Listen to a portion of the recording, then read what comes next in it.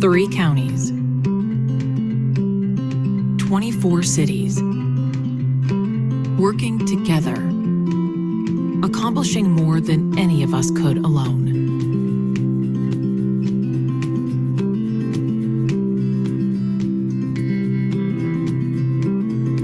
Whether your roots run generations deep, or you recently moved to Greater Portland, you are a part of Metro, the nation's only regional government elected by the people. Planning for the future, preserving what we love. Let's keep our region thriving for decades to come.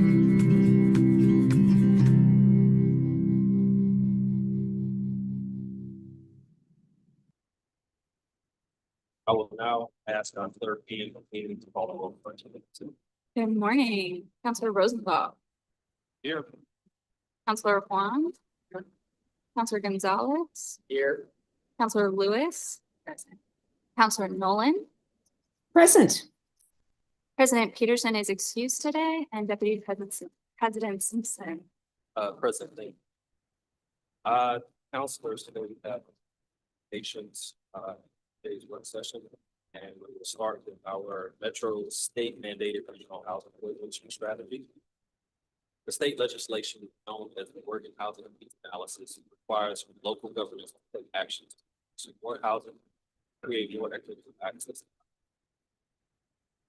Districts from our region, cities, counties, who must create a production strategy.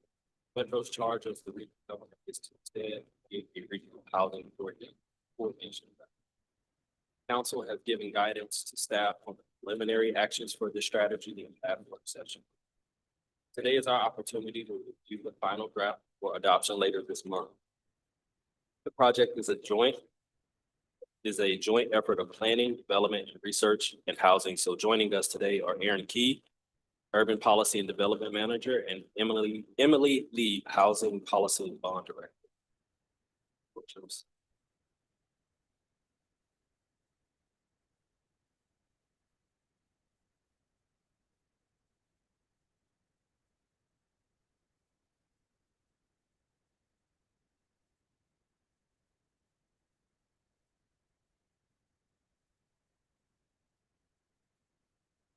Review of that and talk about what was recommended at MPAC very recently, so that you understand where we are in the process and are ready for the decision that's coming.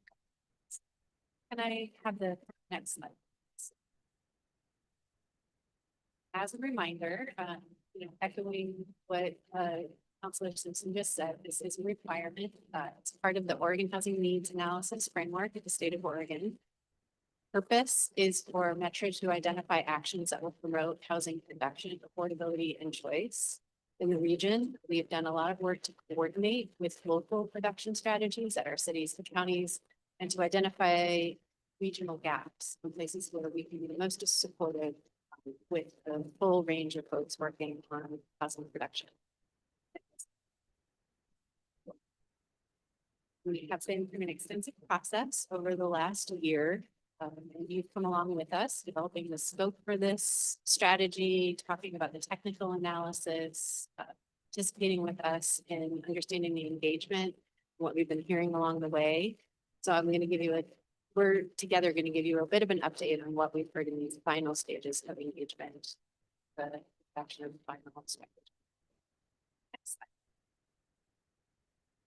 We had a public comment period on the draft. The draft was released for public comment for about a month in the September-October timeframe.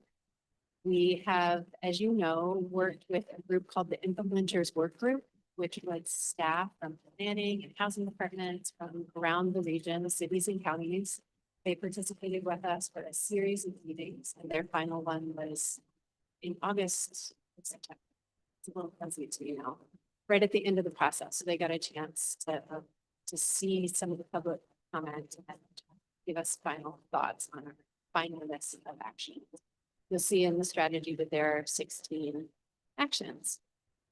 We have been giving regular presentations to MTAC, MPAC, And then several other regional groups like the WCCC and C4, planning directors meetings, et cetera, to make sure everyone understands how we're working through this process and make sure that we've got great coordination with all of our partners.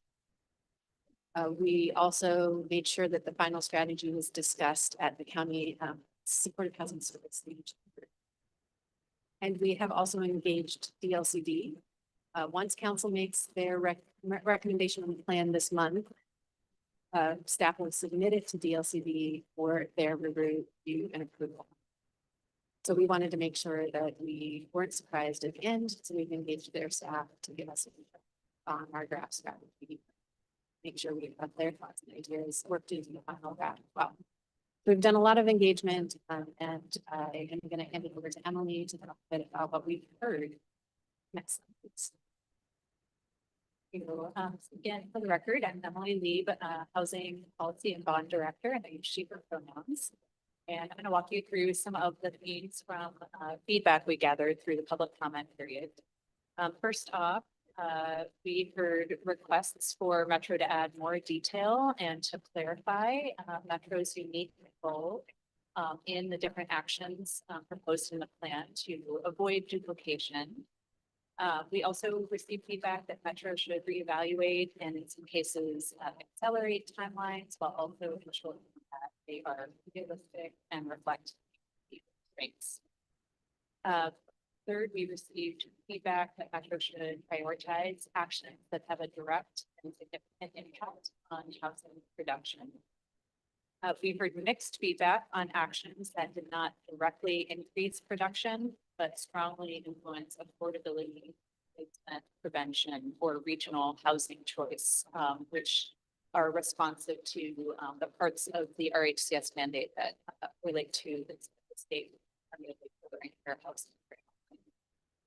We received clear feedback that Metro should coordinate closely with their jurisdictional partners throughout. And for the next slide, I'll talk through changes to respond to that feedback. So we made significant edits to the report.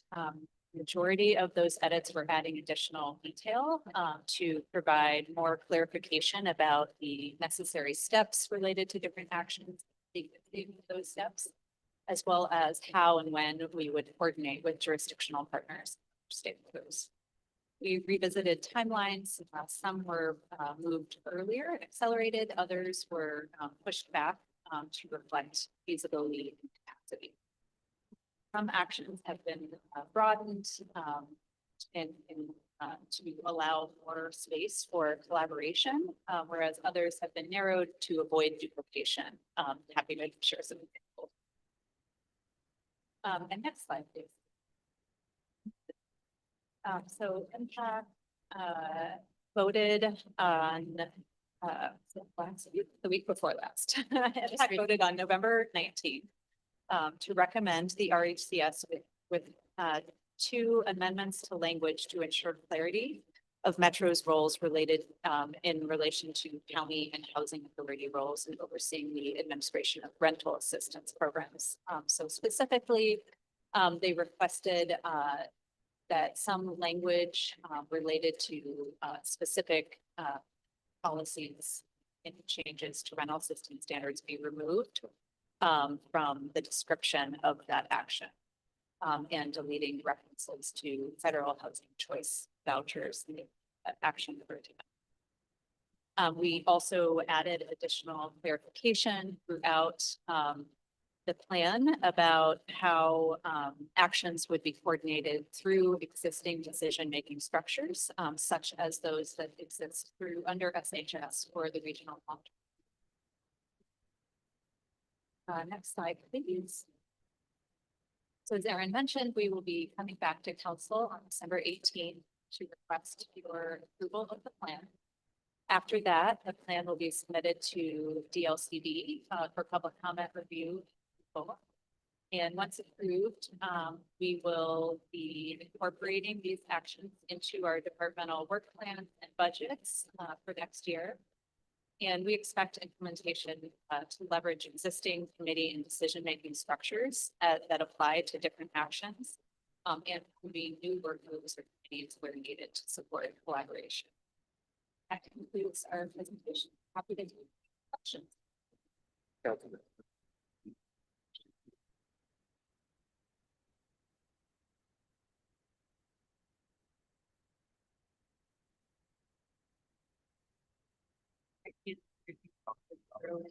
Oh, okay, if I throw in something, I just wanted to build for a second to let you know that I think you're aware too that we're already beginning to better build out work plans and understand some of this work.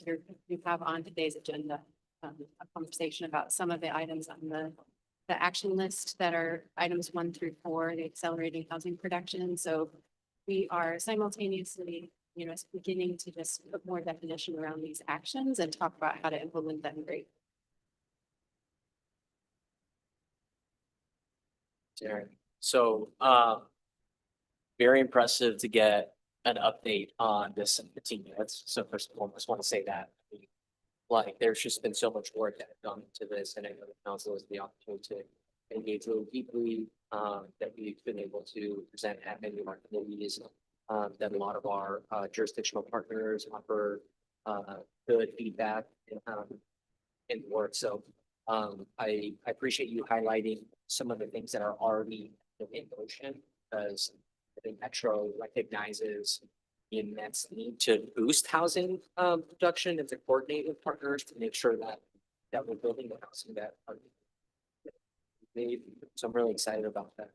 Can I ask a question that's a little bit more like 10,000 foot view, because this is something that the state has asked us to do. It's kind of a part of the multi-layered strategy approach here. And as much as I appreciate the planning, I think our state and our region does a lot of planning. I think people are ready for action, for building, for doing that work. So I'm wondering, in the next steps, like, can you talk about, funding the state might have, what is next for the state in terms of this regional work? And then what can we do as a council to mobilize that energy to fund some of these additional things, potential strategies that might not have resources tied to them? Because I'm in a very action oriented. I've got a couple ideas I think that can get us started. First of all, where the state is, I think the thing to be doing right now is watching the local production strategies that are coming out, and the state is in a position to monitor those production numbers and has a dashboard which we can look at to see how not only the plans that have been produced, but what changes any of those cities are beginning to see. So monitoring and kind of being involved with that is one role that Metro can play. Specifically about funding, one of our actions, number 15, is about, and this was very important to our jurisdictional partners. They wanted a forum for coordinated legislative agenda. So this is both on the state and the federal level, but a way for Metro cities and counties to come together with you as a council to advocate for the needs of this region in terms of funding and policies, et cetera. So that's really similar to the work that you do through JPACT. That's kind of the idea I think that folks were working with. So exploring that and what that looks like and where those conversations happen and what priorities we might want to focus on is a real opportunity to come together as a region to ask for what we need at the state. Yeah, thanks. I really like that idea. I mean, I think especially with the housing bond and with the SHS measure, I think the region is ripe to organize more effectively around what it is that we want to see from the state, our federal partners, to kind of match the level of investment that we've been able to bring to the local level. If I could ask another quick question, it can be kind of hard to be like, what would a forecast look like with and without kind of a strategy or a mapping framework like what we've done here with strategies. But do we have a sense of how many more permits we expect to how many more units we expect to build as a result of this? Do we have any sense as to the actual outcomes on the ground? And if not, that's okay. But I'm just trying to figure out, we spent a lot of time and energy doing this coordination strategy. What do we anticipate the actual, I'm looking at a 10-year forecast bar chart, not a line chart. What do we think that might look like, and how much housing could it unlock? So if you want to. Sure, Yeah. sure, yeah. So I think it's really hard to forecast an exact, impact, in part because some of these actions are exploratory and highly dependent on additional resources. So we talked about state, a coordinated state agenda to advocate for more resources. That is a commitment that would get started in anticipation for the 2027 long session. The other action that would have the largest, highest impact, direct impact on production is a new affordable housing funding measure. And that again is exploratory that is dependent on council direction and voter approval. So it is hard at this point without to speculate about the level of impact. We feel confident that across the board, we have a mix of smaller and bigger actions, and that those are going to have an impact. But yeah, Erin, if there's anything else you want to add about acceleration strategies. That was really, chime in. yeah, that was really a perfect answer. I think in part because this is the first strategy, a lot of these actions are exploring ideas. I would think once we update this strategy in 6 years, even at the 3-year mark, when we are asked midway to provide an update on how things are progressing, we'll be in a much better position to start having actual numbers that we can align with these actions. However, I also do want to bring attention to the later pages in the plan. I think it's going to be in page 60s.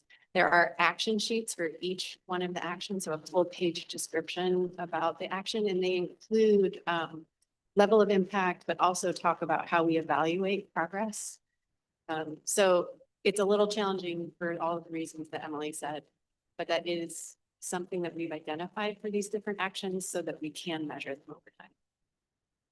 Yeah, I think would be hard pressed to find an elected leader in the region that is housing affordability in general is one of the top issues. So I'm sure that we're all really excited to work on everything that we can here to make it.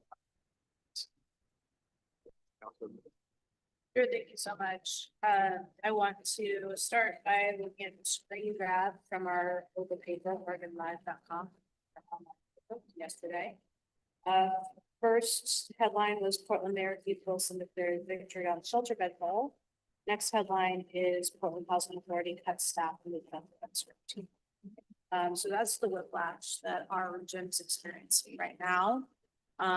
It is also bringing to light the tensions between how we spend our resources, between helping people living on the street and a broader approach that focuses on long-term affordability and housing development as part of the strategy for all levels. And I think that this set of 60 recommendations holds this moment really, really well. I think that we've also gone through such a robust process that while it's reflective of this moment, invested in these strategies and resources will not feel dated in a few years. We'll actually feel like it is still an enduring path we need to follow. I don't think that all of us are fully acknowledging the work that it took to get here, not only the formalized process that you've described, but in particular, the work that some of us have done over the past 2 weeks. Both electeds and staff have been on the phone and having side conversations when things were starting to get a little spicy. And I want to particularly lift up the importance of having stuck to what the process showed were the investments that we need, and that we're not sidelining some of these items to different venues or less intentional spaces. I think one that I find commitment to is that we're going to develop and support a coordinated affordable housing operational stabilization strategy. Because if we're not making good on the investments we've already made, we cannot continue to make these investments. And that's one that definitely raised some eyebrows in the past couple of weeks. It's one that doesn't firmly live in any one body or another. And I think that's where that tension space is between state, county, and their roles. And I think that's why it's most important that Metro demonstrate our commitment to that strategy in particular. But I am very supportive broadly of everything on this list. You know, we started out with over 100 ideas. Not to say that some of those that didn't make the final list missed the mark that much. But maybe Metro wasn't the right place, or maybe the amount of resource required wasn't right for where this framework is. So I look forward to us adopting this and getting back to work.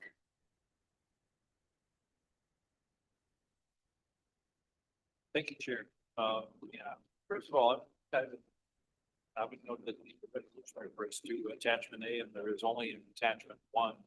There's no attachment A, that's just a minor issue. I'm a little discouraged in reading through the executive summary that there seems to be only 2 areas where we can have a significant impact of everything. The impact is low to medium on most everything else. There is some impact on mid-range housing. But I guess my question is, if you look at the one that has high impact, which is your number 10 or 16, excuse me, 16. We all know that in order to build affordable housing is going to take public investment. And we all know that one way to do that is by bonds. Are there other methods that were identified? Because it says new funding for affordable housing development and preservation. Are there more options than just bonding? And if there are, why? I read that and the explanation is nice and it shows us that we understand the process, but I guess it doesn't, from my standpoint, it doesn't seem to be very clear. It seems to be a lot of words rather than saying, this is the kind of real commitment we have to make if we're going to move forward on particularly affordable housing and have high impact. So I guess I found it a little less than clear. And are there other options available? Should be looking at? I mean, I think a bond is definitely the option that's been at the top of the list. But I think in writing this, because it is framed as, you know, exploratory and subject to council direction, we wanted to create this space for other possibilities. There is another action that relates to innovation. Sorry, have these action 7, which relates to exploring innovation in a range of spaces, but part of that could be innovative approaches to financing, and so I think there is room to explore other mechanisms, and I think our colleagues in GEPD have done some of that work, but we'd be happy to follow up and have more conversation. Would you prefer that it is focused narrowly on a bond, or do you have specific thoughts on what you would like to see?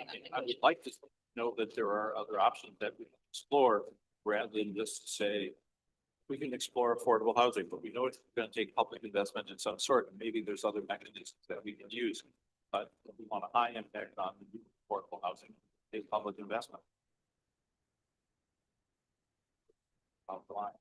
And I guess my feeling is that we could be a little clearer as to how we move forward.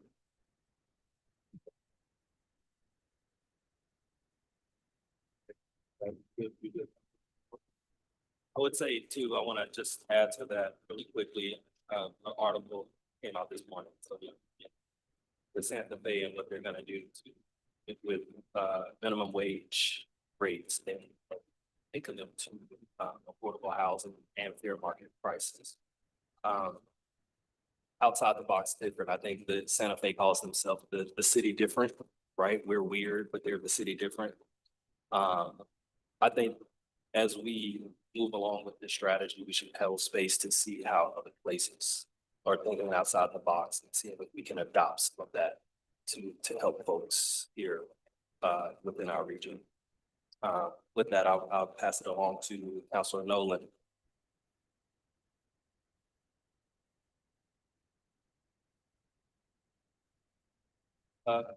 Did someone help Councilor Nolan come off?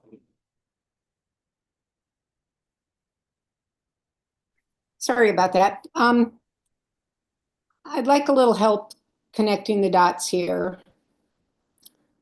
in one program, the state is establishing or has established target housing production numbers for cities or areas or counties. Is that what this is part of? Yes, that is all part of the Oregon Housing Needs Analysis legislation. Thanks, Ms. Key. So what's the is assigned? I'm sorry, you broke up a little bit and we weren't able to hear your question. Okay, then what number has the state established is the target for the Portland metro region to deliver as part of the statewide target of 36,000 units per year? Well, we have set in this strategy a target based on our urban growth management numbers about what we are seeking to address, the need. That need was established just recently as we looked at our needs for urban growth boundary expansions. So that's what we use in the strategy. The state has not set a production target for the metro region. Instead, it sets individual targets for the cities and counties with urban areas. What I'm trying to get at, and thank you for the information, but what I'm trying to get at is how this plan supports, advances, exceeds, or is a drag on our ability to deliver what the state collectively needs to meet housing stock inventory, to manage affordability, not just in subsidized housing, but in market rate housing. I'm trying to make the connection, and maybe you can help me with that. Certainly the intent is to increase housing production and meet the needs of the region as established in the, the goals set through the urban growth management process. As we talked about a little bit earlier, it's very difficult to put specific numbers on the actions at this point because they're in a lot of ways very exploratory. However, they all do intend to work towards production and the actual units. And we'll be able to measure that a bit better once we get a lot of these actions off the ground, get them those work plans defined and those budgets established. So I think, as I said earlier, I think within 3 years, and certainly when we update this plan in 6 years, we'll be in a position to have much more correlation with numbers, because I think that's what you're asking for. Oh, I appreciate that response and explanation, but it troubles me a bit. When do we say we are responsible, this region, for the good of the state, for the good of the people already living here, and for the good of the people who will be living here, X thousands each year, plan to get to that X thousand? This plan doesn't do that, right? It says we'll try a few things, some of which are what they'll produce. And I'm asking, when do we get to the point where we say, here's what we need to produce, and here are the steps we Metro can take to get us there? Well, I do think the plan says that this is the housing need in the region, and it lists these actions. Which is how what we much? think will take us towards meeting that need. Councilor Nolan. My connection might be breaking up. Right. Yes. I'm sorry about that. So what I want to know then, Erin, is what's the number we're trying to accomplish? Yes, I understand that. And you're right, there's a specific number that we're aimed for that's outlined in this strategy, but our actions don't have very specific numbers associated with them right now.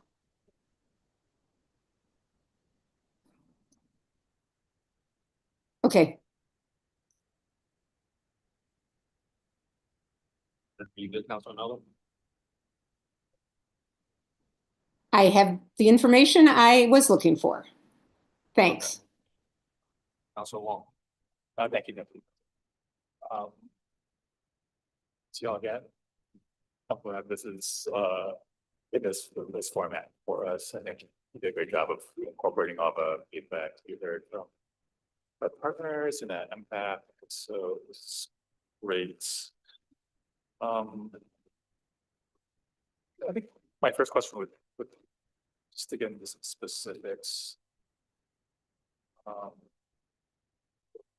a lot of heartburn around permitting. And our action is actually now just really creating a dashboard on permitting, it seems like. Wondering, I guess, what other role might be played in the permitting conversation? Also just kind of building on that, but like big picture wise, were there specific like areas of work that local jurisdictions were like Metro hands off? Your role is this, and is permitting one of those? I was trying to figure out like what is our expectation from local partners versus like where can we push it on? And I felt like permitting would have been one of those areas. Because just having a dashboard is very in its own problem. We could have been doing more in that area. So I can confidently say that our jurisdictions are dealing with several years of requirements from the state that they make to their own codes. And they're feeling a lot of pressure. Many are complaining about their staff capacity to keep up with the requirements that are coming to them from the state to work on their codes and to make new plans, et cetera. So we definitely were having conversations with them about where Metro can support the actions that they need to take without unduly increasing the expectations of them in ways that they just can't meet. So we wanted to be a helpful source of encouragement to continue to do what they need to do and to make necessary changes to their code that could increase housing production. So you'll see in the housing acceleration actions 1 through 4, and the team who's working on implementing those will be up on your agenda next. So you can ask more questions about that. There is specific funding identified to help those cities make the changes that they know they need to make. So there's funding in there, opportunities for funding, opportunities to explore code amendments, et cetera. So that was one way in which this set of actions responds. I think another one that I'd really like to point out is the middle housing exploration. And I'm not seeing which number it is right off the top of my head, but this is another opportunity. It was one that was raised by our jurisdictions who were saying, mostly outside of Portland, who were saying, why aren't we seeing the kind of middle housing development that we have planned for and that we are hoping to see? And they have asked us to greet developers, to bring new developers into the region, figure out why those developers are not working in Wilsonville, Tigard, et cetera. So there is an opportunity there to explore what might be happening, why the codes that they've produced for middle housing aren't resulting in the number of units that they want to see. And we've already begun actually some conversations, interviews with developers in the region to understand what that mismatch might be between their work and making sure that it happens in our suburban areas. So that's a very specific example that would be looking potentially looking at code or other actions that Metro could take to help increase production of that particular housing type in our suburbs in particular. But I don't know if it's like intentional, but I see the strategy is based on 6-year cycles, which is very similar to the UGB process. And I know in the UGB process, we have a midpoint review. Is that right? Midpoint. It's an opportunity. Yeah, there's an opportunity midpoint for cities to express interest in an expansion. I don't know if it's in the legislation, but I think it'd be interesting, especially for us to do a midpoint review. Because I see there's a lot of like, create a plan for this. One of the plans is create a plan for a regional landing. And I'd like to have a regional landing. But having, once we establish that plan. So I'm wondering, this is just, further down the line, but like, it might be interesting to do a mid-cycle review. For this housing coordination strategy, because I see a lot of like, let's create dashboards, let's create plans, let's create a funding mechanism. In 3 years, I hope we have a lot of these things where actually the strategies are more fleshed out with some money behind it, where a mid-cycle review would probably do us a lot of good rather than waiting a whole 6 years. Because I think we could do a lot in 3 and pick this up again. That's my hope.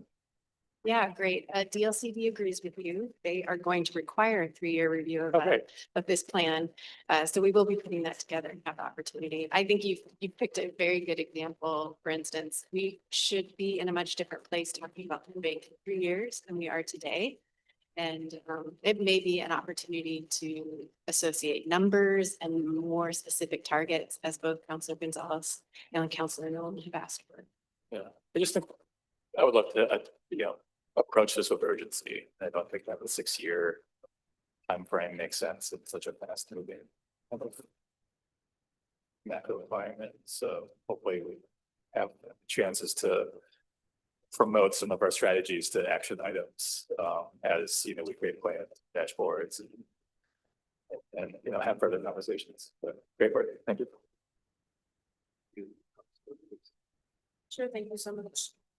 Something that I think a lot about that isn't really answered in the strategy, but I think is an obvious role for Metro to play is in telling the story that as a growing region, there is no one perfect place for us to grow, and that we will experience growing pains in wherever we choose to develop, whether it's costs that we don't have covered through our current funding structures, or whether it is the infill development that wreaks havoc on already overburdened transportation system. In my district, there's a lot of conversation around where the perfect place might be for the next apartment complex to go in, or for the next housing development to set their sites. And it is, I think, Metro's job to tell the story that the pain points are going to be everywhere. There is no pain-free place, and there is no magic pile of money ready to put the infrastructure. So while at the city level, there's kind of a neighborhood by neighborhood conversation, I think Metro needs to just play a little bit of a louder voice that as a region, we're all going to have to push through the difficult conversations if we're going to tackle this housing crisis. And that's not specific strategy, but I just want to get it on record that that's a communication strategy for Metro to play throughout implementing this, and for all of our departments to be on the same page. Don't want to see natural areas and some of the work that we do protecting riparian areas and access to trails pitted against housing. And I don't want to see some of the work we're doing on economic development where we're going to be looking at job ready lands pitted against housing lands. If we can all work together on this messaging, I would find that really helpful. Thank you. Thank you, Chair. A sort of a general question. I know we have the state's estimate of the number of housing units that we need. Of course, it varies a lot depending on which tranche of housing you're talking about, whether it's a deeply affordable low market rate, workforce housing, or high level kind of housing. The numbers we need in different categories makes a difference. But my question is, that estimate was done, to all my understanding right now, is that the population is essentially flatlined, the economy is essentially flatlined. Neither we nor the state have an economic growth plan that looks very viable at this point in time. And we do not seem to have a plan to deal with some of the other, for example, transportation issues that we have on a regional level in a long-term sense, and maybe that'll come out of the future vision. So my question is, the estimates for the housing, what was the basis of the estimates for the housing? Was it based upon a growth model of 1%, 2%, or is it based upon current, as I said, more or less flatline projections in terms of both population and economic growth? So again, these projections were coming out of the urban growth report that council was presented with in 2024. And it does have a growth perspective over the next 20 years. If you remember it, that growth projection was both about natural, all we can come up with is natural selection. Not natural selection, but the natural just births and deaths over time. And that is what you're talking about, which is flatlining and going down. But it also depends not only on that, that births and deaths, but also on our expectations about people moving into the region or moving out of the region. And in general, we have projected a positive influx of people into the region over the next 20 years. So it does have a growth, not a significant, not a very super strong growth projection, but it does have a growth projection baked into it. Growth, okay.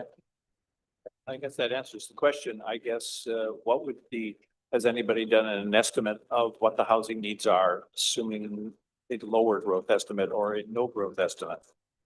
Well, if you remember, we had both kind of a baseline as well as a low and a high that was presented to council for that decision making. And the decision in the urban growth report was to go with that baseline. So yes, there was quite a bit of effort put into both looking at potentially lower and potentially higher outcomes that seemed reasonable as well. I know what we did locally in terms of Metro, and I know what our growth projections were. What I guess I don't understand is what the state has been doing to come up with these overall with these housing need numbers. In other words, what they have been using as their growth projections. Is it similar to what we have done? They had a high growth and then a flat and a more or less low growth estimate to come up with, because I have not seen multiple numbers from the state. Yeah, that is a good question. I don't know that they approached it exactly the same way. What I can say is that they used our growth estimate for our region and worked with it to make sure that what they were projecting for our cities and counties and for our region was in line with the projection that we approved, that you approved in your urban growth report. Okay, thank you. All right. Councilor Long.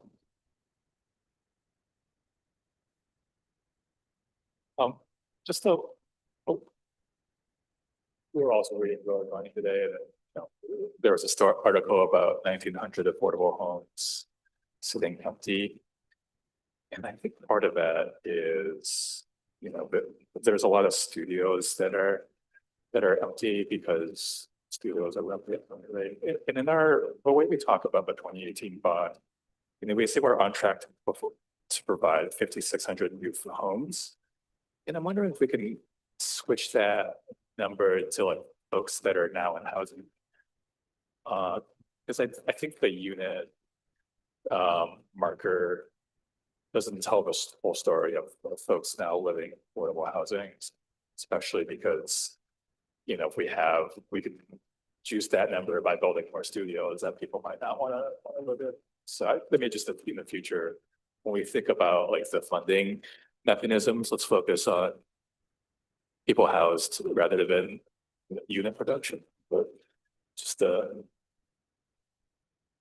That's great. And we do track and include in our annual report the occupancy of the bond.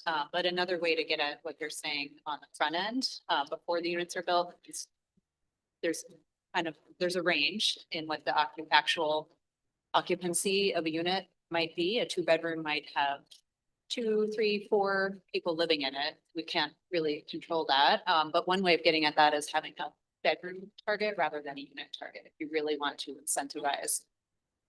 And there are ways for funding to be structured to better incentivize the affordability levels and bedroom counts we want to see. So yes, we have been tracking the news about the vacancy challenges and are going to be sending some additional information to the council about that later today.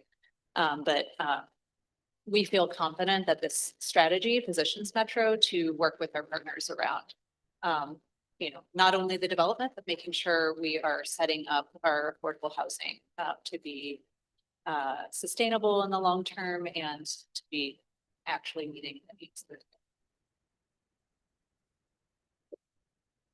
Right, see, first, oh, I got two minutes. Also Nolan.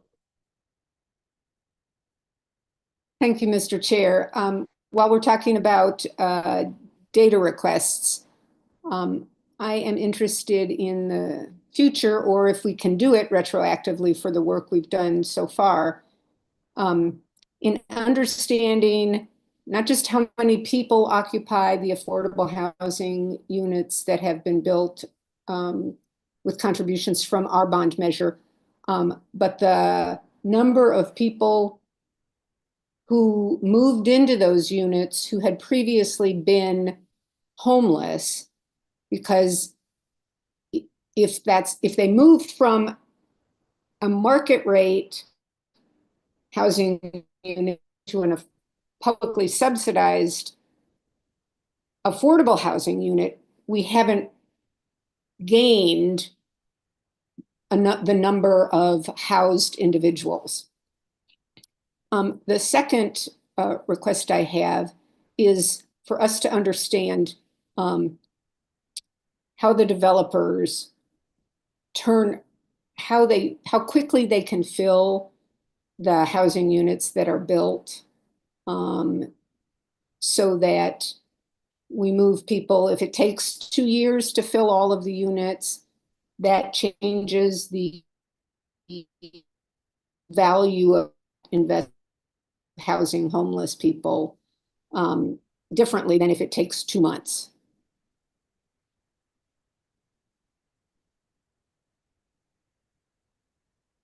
Thank you for that. I will say on the bond side, tracking people directly exiting homelessness, we don't currently have a way to track that precisely. However, we are able to track units that are designated as permanent supportive housing, which means they are designated for households being referred through the homeless services system who meet the definition of being chronically homeless. And so we do include that information and can follow up with that. We don't have precise information about other people who might be moving into units and exiting homelessness. We are continuing to work with our partners to improve the data we can collect. Similarly, we don't currently have any way of tracking lease up timelines precisely. However, we are working with our jurisdictional partners to track that as best we can anecdotally. I know that many of our units are leasing up very quickly. In some cases, particularly with those studio and 1 bedrooms, in some parts of the region, we're seeing that the market that we have overbuilt, that 60% AMI level in the studio and 1 bedroom. I know there is some delay in leasing those up. Metro has also with the interest earnings. Yeah. Go ahead. Go ahead and I'll answer. The bond interest earnings that were allocated last year to our partners to support ensuring operational stabilization or long-term operational stability in response to some significant changes that we were seeing in the market, escalating operating costs that are unprecedented and impacting affordable housing nationwide. That funding was intended to support our partners in responding to some of those shifts in the market. And in some cases, so for example, in the city of Portland, they've used some of that funding to buy down the affordability, to bring the affordability down from 60% to what's really needed, which is more like 50 or 40 or 30 in many cases. And so those funds have been used. There is more need for those kinds of strategies. Continuing to work with partners to see what flexibility we have within this bond funding that we have remaining to support those needs. But that's also the exact intent of the operational stabilization strategy, is to more broadly look at what are the range of solutions. And Mr. Chair, I'll take this offline, but I'm really interested in following through on the line of discussion that Councilor Wong started with the size of units, and particularly the assertion that we've overbuilt in studios. And I'm interested in where the people who we thought we were building for are going instead. Are they going to market rate housing, or are they single individuals occupying a 1-bedroom instead of a studio? But I'll take this offline because it's not germane to the approval of this plan. We'd be happy to share some information as a follow-up, and would be happy to meet and have a briefing. It's not a one-size-fits-all answer, so there's some nuance there. Before we wrap up here, I want to urge us to wrap this one up so we can move on to housing production acceleration strategies. Councilor Gonzalez, Rosenthal.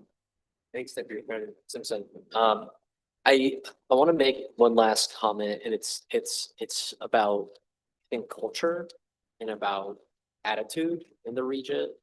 And I was looking through one of the tables where we summarized the feedback, and there was this line that spoke to me, something that I hear a lot, especially in my district, which is that whether it's true or not, this reputation that Metro has for either being anti-growth or slowing growth.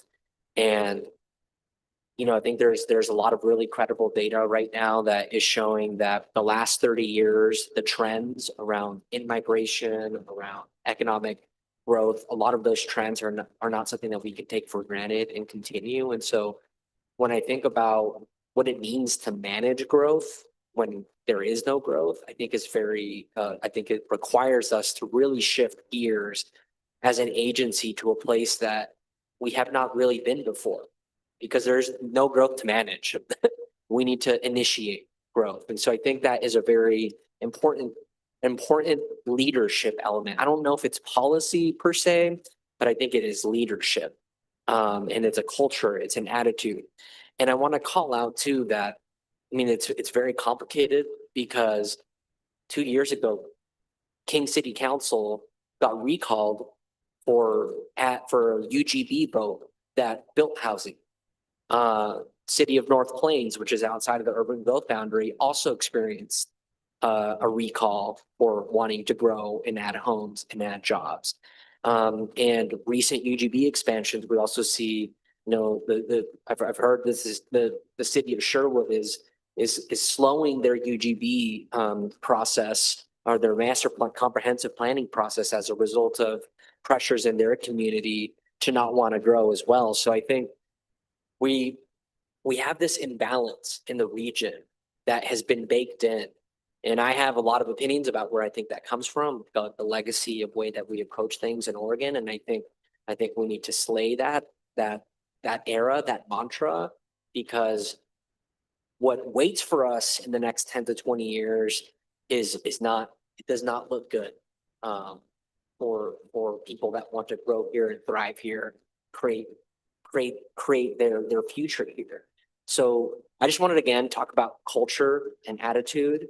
And I think that is well reflected in the plan, and we have this framework, but that comes to our staff and how we collaborate and how we make implement the art of the possible, but also how our elected leaders, really sing a different tune in terms of what it is that we actually want, and then try and deliver that. So I just wanted to wrap up with that, and I appreciate you listening.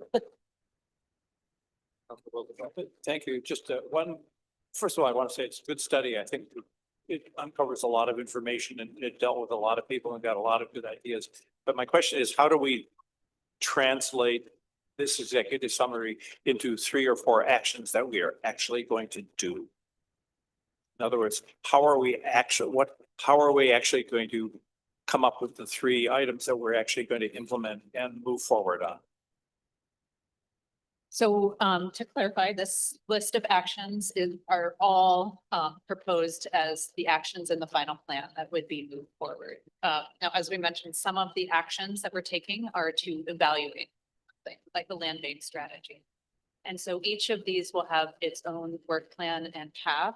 But the housing accelerator update that's coming to you after this action is a great example of what that might look like for different actions in the plan. So this is intended to be a set of actions that Metro will take.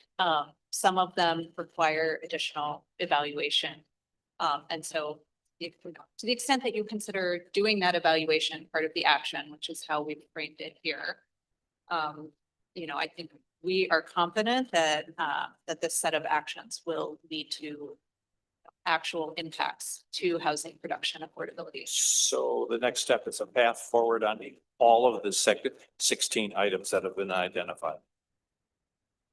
So I think Is that correct? they're all priorities, but you have a few of them coming to you quickly. In fact, you're going to hear a conversation about a few of the actions right away today before you've even had a chance to approve this plan, and you'll have a few more coming to you as well. So conversations about budget and conversations at the council about your choices around housing, around action number 16 and financing future affordable housing. These are all ways in which I think you get to provide the leadership about which of these items move quickly. Okay. All right. Thank you so much, Emily, Aaron, for your presentation and the robust conversation. As you know, we're about more housing conversations. Thank you. Thank you. Of course. Moving on, we have another housing production topic, more on our regional housing production strategy. As we discussed, the priority actions list refers to alignment with the work funded by Metro's construction excise tax. Staff are here to share three draft policy options for achieving such alignment.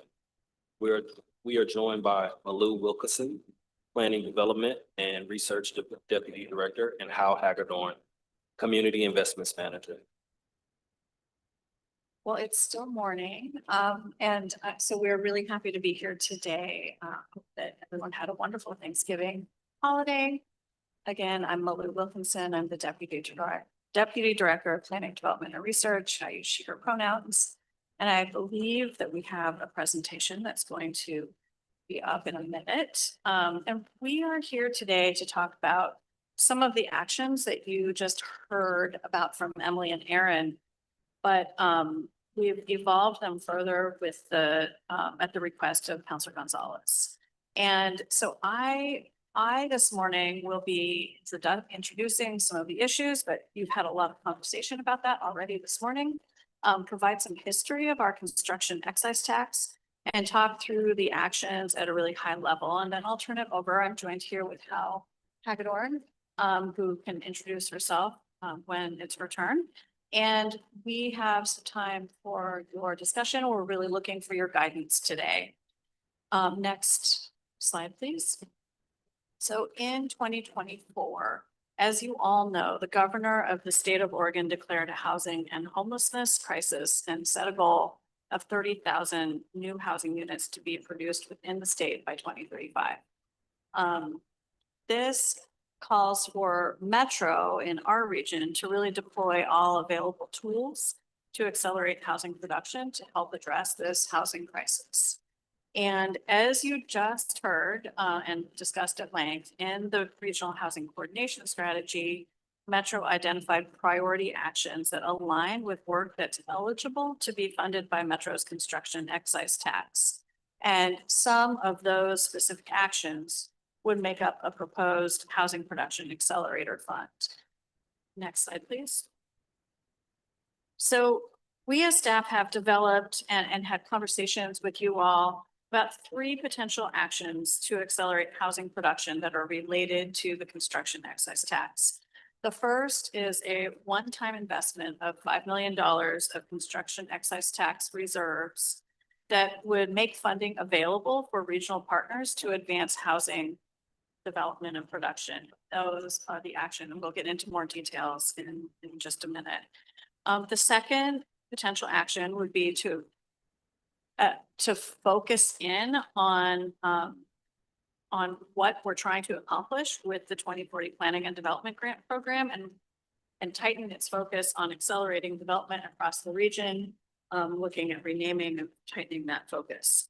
The third is a consideration of a limited duration waiver of the construction excise tax for housing production in jurisdictions that simultaneously waive system development charges or SDCs to incentivize housing production. And so before I go into detail about those potential actions, I want to give you a little bit history of the construction excise tax. Next slide. So the construction excise tax that we have right now was enacted in 2006 by the Metro Council to generate revenue for planning work by local governments in areas where the urban growth boundary has been expanded. In 2007, the state legislature passed a bill that prohibited local governments from adopting new construction excise taxes. But because our tax was enacted prior to that, it was exempted from that statewide prohibition. In 2016, that state law was amended to allow cities and counties, but not Metro, to levy I'm going to use the abbreviation of CET for affordable housing. The scope of Metro's allowable uses for construction excise tax funds has expanded over the last 20 years as regional planning needs have evolved and include it includes critical program funding for both our 2040 Planning and Development Grant Program and Community Placemaking Grants, investing in the local needs for both planning outside the urban growth boundary and planning within the urban growth boundary, and ensuring that grants and technical support can go to local jurisdictions and nonprofit organizations to support economic development and community stabilization. Next slide. So the CET rate is 0.12% or 12 cents per dollar and applies to new construction or major renovations over $100,000. It's collected by local jurisdictions and then conveyed to Metro. Affordable housing projects and nonprofit organizations are exempt from construction excise tax. This program generates approximately $3.6 million annually. We don't know exactly how much of this comes from housing or how much of it comes from other types of development, but we estimate that that's about 50% of housing is about 50% of the dollars that we receive. Of all the jurisdictions in the region, the city of Portland produces the largest amount of CET revenue, over $1 million a year, which is not surprising as it is a large amount of geography of our region. So due to that low tax rate and there's also a 12,000 maximum cap, construction excise tax collections are a small portion of the total fees that are imposed on new housing development throughout the region. So for example, if there was a new single family home with an improvement value of $500,000, the CET would amount to $600.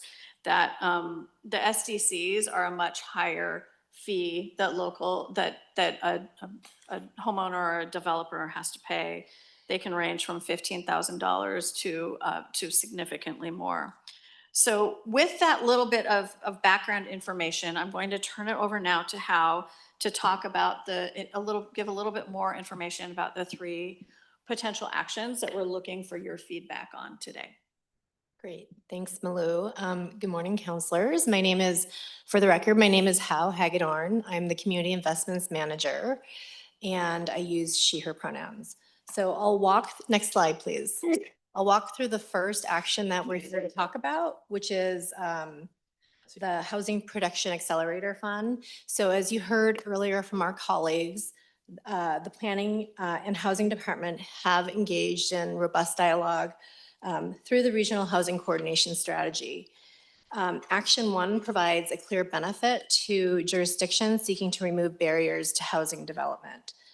So this first action, creating a Housing Production Accelerator Fund through a one-time $5 million allocation of CET reserves, would allow us to implement several key activities that would support local jurisdictions in their housing production targets and remove barriers for housing development. So the first type of support that we are proposing is to provide housing pre-development and technical assistance. This was identified as Action 1 in the Regional Housing Coordination Strategy. These are pre-development activities necessary to unlock public properties and other properties where an owner is interested in developing affordable housing, but they may lack the knowledge and expertise required. So what this looks like is that this type of technical assistance can offset costs for land use studies and other pre-development activities, including site surveys, feasibility studies, and other activities that prepare sites for development. In addition to this, this action would provide grants to local jurisdiction staff to support activities that accelerate permit reviews, provide contracted services to expedite permit reviews, site suitability studies to identify sites ready for housing development, and update development standards and procedural requirements to remove the barriers that cause delays in permitting. So I'm going to use the acronym. So the HPAF, the Housing Production Accelerator Fund, will also include expanding our current brownfield grant program. So what this means is that we will be increasing resources for site assessments and exploring small-scale remediation grants that will enable middle housing and multifamily development. So these funds will complement the existing program, which consists of federal grants, and would allow us to support additional sites that currently fall outside of Metro's current grant program. So we also want to help cities and counties meet their production targets. So for jurisdictions with approved housing production strategies, we'll provide grants to implement actions that align with allowable uses for the CET funds under Metro Code. So the fourth bullet up there is providing technical assistance to support planning and implementation of housing production, affordability, and choice. So beyond the site-specific work that I mentioned under bullet 1, we'll create a pool of on-call experts to assist jurisdictions with broader planning and implementation activities. And then finally, the fifth bullet item is exploring regional land bank strategies. So this effort will assess opportunities for regional land bank and develop a plan that includes the legal frameworks, governance structures, and operational guidelines with the goal of supporting collaboration and long-term investment in housing development. Next slide. So next I'll talk about action number 2, which is making the current 2040 grant program adjustments. So what this looks like is making 2040 grant funding available for housing development and clarifies the purpose of this funding through potentially renaming the grant program and prioritizing the focus. Next slide. So action 3 is a temporary CET waiver. So a temporary CET waiver could send a message to the market and jurisdictional partners that Metro is deploying all of our available tools to support housing production in the region. However, the actual benefit to developers is low. With a maximum fee of $12,000 per project, the CET is small compared to other taxes, fees, and system development charges that currently exist. So as a result, the actual benefit to developers of waiving the CET is low, and implementing a waiver for only housing projects also adds complexity to the local jurisdictions that collect the tax. Next slide, please. Just wanted to touch briefly on the budget and staffing implications. So creating the Housing Production Accelerator Fund would require Metro staff time for implementation. This work will likely be led by my team. It requires dedicated staff to manage a grant program that is not only effective, but achieves the goals defined by the council. We would then work with the COO to design and implement the grant and technical assistance programs through amending the CET administrative rules and identifying any needed Metro code changes. So with that, I will turn it back to Malou. All right, so next slide, please. So we have 3 questions for you all, and I just want to say that we're really excited about the opportunity to explore all of these ideas. And it was initially Councilor Gonzalez had some ideas, and then the regional housing coordination strategy work and what we were hearing from our local partners, all of this kind of aligned in a really exciting way. So I just didn't want to miss the opportunity to talk about that as well. It's not often that we have this alignment of different components of our work. So we have 3 questions for you here.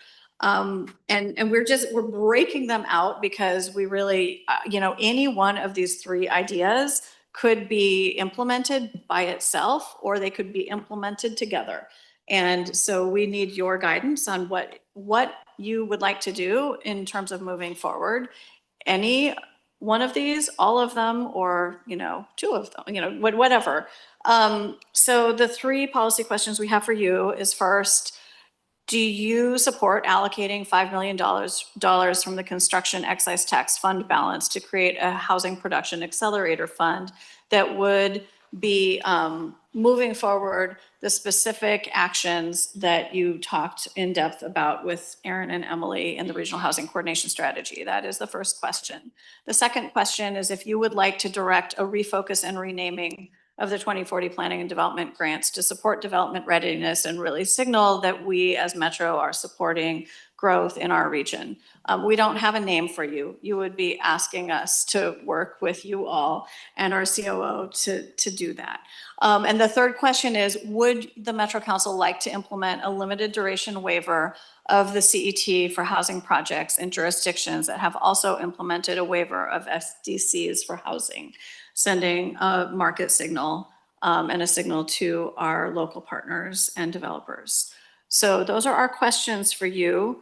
I'm going to talk about the next steps, and maybe we can come back to this slide. So, Anne, if we can, should you give us direction to move forward on any or all of these, we would work to develop a resolution that would implement your direction. We would work with the COO to create this plan to move forward, and we'd be reviewing the administrative rules and proposing any required changes to our COO. And with that, maybe, Anne, we could go back to the 3 policy questions. Thank you. All right, we got a full lineup. Councilor Wong.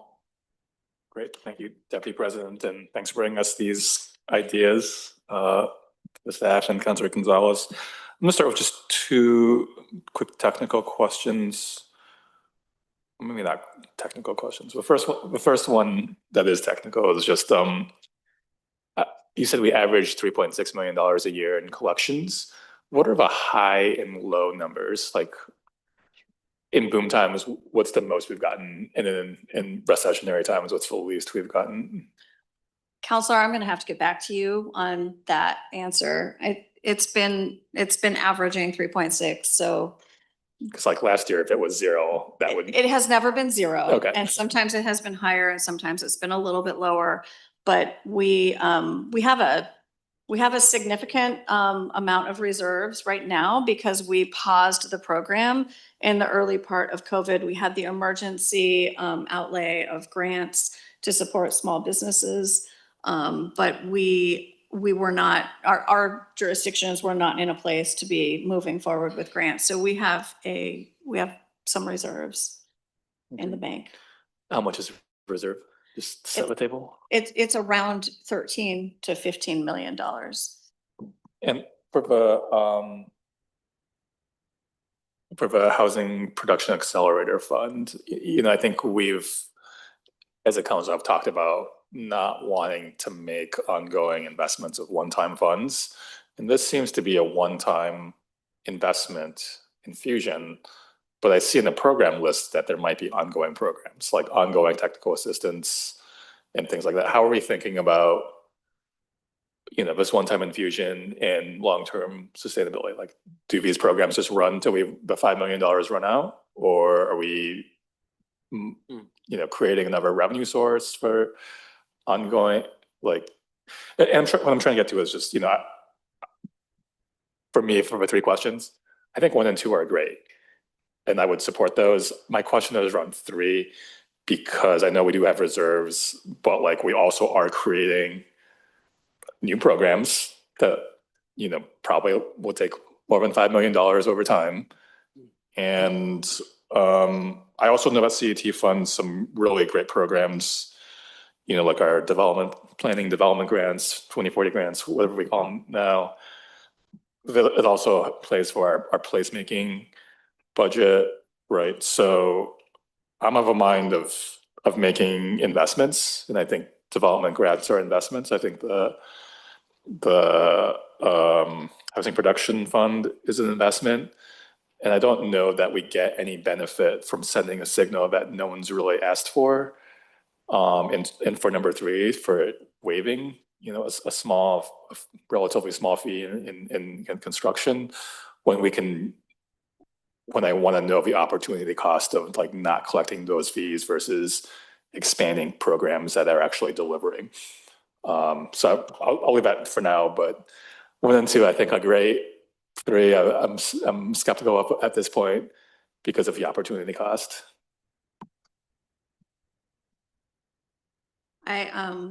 So thank you, Councilor Wong. I appreciate your question about the longevity of, of investing $5 million in these housing production acceleration strategies, and then what happens once that $5 million is gone. The types of activities that Howe described are eligible.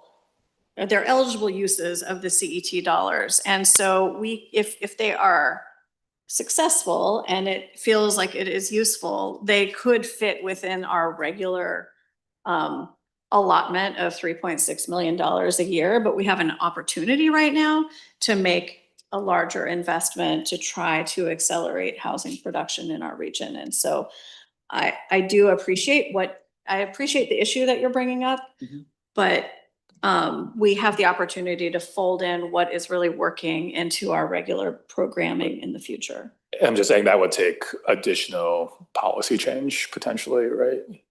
Potentially. Yeah. Right. And I think we've just been hard on other jurisdictions for spending one-time dollars on ongoing programs. So I just want us to be mindful of that. But also, like, if these are great programs, we should invest in them. Let's try it out. That's why I'm all for trying number 1 out. Because I think for everything that we're doing here, I really want to maximize the return on investment. If this is working, then we're getting more housing production, great, we'll keep investing in it. If I have a great feeling of our 2040 planning grants, I think they're working, let's keep investing in that, expanding them. I love our placemaking. Y'all gonna be so excited when you see a slate of placemaking grants that we picked this year. They're fabulous. Maybe that program could be expanded. And I think like that's the opportunity cost of like not collecting, is we're taking potential investment from other things that aren't working. Appreciate that. And there, because I want to go back on that line of thinking, like there's been no weighing of like what would be like the benefit or the cost benefit of doing this to those, programs, and the duration. Like, what is the duration of a limited waiver? Like, how long are we thinking? The current thought, the way that we looked at it, was to align it with only a jurisdiction that is also waiving their system development charges for housing production. Right now, we have one jurisdiction in the region who is doing that. That is the city of Portland, and they're doing it for 3 years. And so that would be the concept, would be to align it with that same time period. We haven't heard from any of our other local jurisdictional partners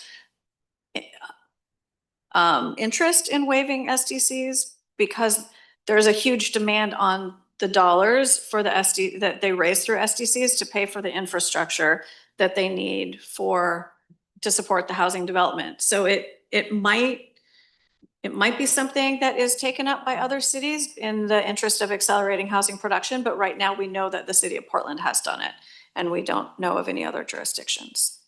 And on that line of thought, because I'm gonna come back to you. What's the mechanism to say, like, City of Portland, you actually need housing here, but you're not building it here. You're actually focused still in the same area you've been investing in. What's the mechanism to say that they're not gonna do that? I don't think that we have a specific mechanism to do that. I think that would be the community working with the city of Portland to encourage housing development where. Well, that's a lot of trust, Ms. Wilkinson. Yeah. That's a lot of trust. Duncan, Just another Councilor Wong. data question. Since the city of Portland has waived SDCs this year, have we seen a jump in housing production? I don't know if they have actually implemented the waiver. I know that it's pretty complicated in speaking with the city. And so I don't have an answer to that question, so. So we've sent a signal, but don't know not- if I'm it's not in. sure. Okay, thank you. Thank you. All right, Councilor Nolan.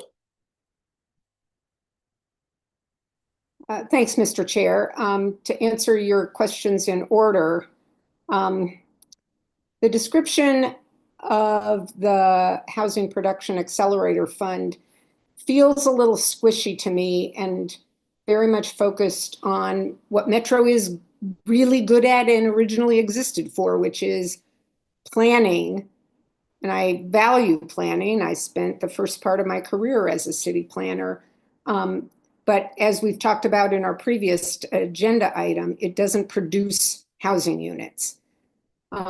So I would prefer to see a housing production accelerator fund that would function as a granting program with proposals, with quick turnaround, but with high priority on proposals that can come to us and say, we've got a developer who wants to build 50 housing units, and we need $200,000, $500,000 to help them this one issue out. And they'll deliver within 2 years these housing units. I'm hearkening back to Councilor Gonzalez's comments in the earlier agenda item about speed of delivery of actual housing units. So I would support it if it were closer to what I've just described. I'm good with rebranding, restructuring our 2040 planning and development grants. But I would not want to lose some of the things that Councilor Wong talked about, the placemaking, that has real value to communities. Again, I'd like any reframing to be tied to immediate results. How many housing units can you deliver, or how many people can you house, depending how we want to measure it, within the next 2 to 3 years? And I originally did not think much of the third proposal, but as you've described it this morning, I think it is part of an important message for the entire region to send that Metro can lead with, to say, you know, we're trying to be innovative and we will temporarily maybe tie it to 3 years like an existing SDC waiver out there. We're going to see if this works. And if it works really effectively by the end of the 3-year trial period, maybe we'll continue it for a long time. But I want to make sure that that the city of Portland that has already made the policy decision would still be eligible, that it's not only if you make your policy decision after we've approved this. Go ahead. Can I respond to your first comment, Councilor Nolan? I don't think we're far off. I probably did not describe the Housing Production Accelerator Fund in detail, but you had the fill in the blank, and the fill in the blank could be grants for local jurisdictions or developers to expedite permit review. So it really isn't about planning, it's about what are those barriers and how can we provide funding or technical assistance to remove those barriers. I misunderstood it. That would be something I could get excited about. If it's tied to something, as I said, that's going to come and say, we're going to put people in houses within 3 years. In homes. Great. Thank you, Councilor Nolan, and thank you, Hal. And then one other little bit of addition there is that there are limitations in how this money can be spent. It cannot actually be spent like we do with our TOD program. It cannot be towards the capital development. It can be to expedite permits, and I'm looking at Carrie for additional legal context. But we're trying to do everything we can to fit within the parameters of how this specific funding source can be spent and expand it to accelerate housing production within those legal limits. Well, you help someone lop off 6 months of their permitting process. That is money in the bank for that developer. Absolutely. Do you want to add anything? No, okay. Yeah. All right. Okay, Councilor Lewis. Sure, thank you so much. I want to appreciate that we've had a lot of conversation today around housing because it is so critical that we are planning for housing, and planning for housing takes planners. So I'm absolutely supportive of number one. I do believe as part of our grant process, we need to have some kind of choose your own adventure KPIs. So it's not, here's your money and you send us back like, here's the job title and the FTE we filled. Yes, you might need to send that back for technical purposes, but the report back that I want from our cities that are receiving funds is, here's how many days we were able to accelerate permitting. Or here is where we actually developed a new channel for permits to move between bureaus or between cubes or whatever it is. So that we're actually getting metrics and real description of what those dollars are paying for beyond kind of the standard way that government likes to nod at those things, which is through FTEs and job descriptions, which just don't cut it anymore. Yes, having more hands matters, but having more hands really geared towards making a difference in the process is where our investment needs to go. For number two, I am a little bit stuck. I do think that the refocus is important, but I don't want to lose the continuous improvement that this council and previous councils have made over the past 5-6 years. You know, we've moved these grants so that now cities can apply for them about once a quarter, whereas they used to have to sit on their hands for a year and almost make it not worth the application if you had something truly timely. So I don't want to lose that. I don't want to lose the community placemaking investment as kind of the first and core thing that we pay for that reaches every corner of our communities. And frankly, I have several jurisdictions that have been talking about projects that are big and transformational that involve housing and transit and zoning. And I don't want us to go so far towards development readiness that we miss kind of the pre-plan where those investments still matter. So I'm happy to do the refocus.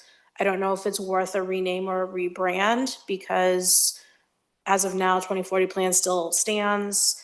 At the point at which Future Vision Commission gives us whatever we do after 2040, I would be happy to do a new name, but I don't think an interim rebrand makes sense. And it'll cause even more confusion because in my small city councils, like I've been saying 2040 grant, apply for 5 years. And if they're just now ready to apply and they go to the search, Google 2040 Metro Planning Grant, and it's no longer there, I've kind of wasted my breath. So yes to the rename, but only when we know what the final name is gonna be. I don't want to do a rename for an interim period of probably a year or two. And then when I look at policy question number 3 regarding a limited duration waiver of the CET for housing projects, I understand the sentiment that brought us here, but I was nodding along to a lot of what my colleague Councilor Wong was saying. I think the complexity of waiving it just for housing and of waiving it just where there has been already the city waivers of CET,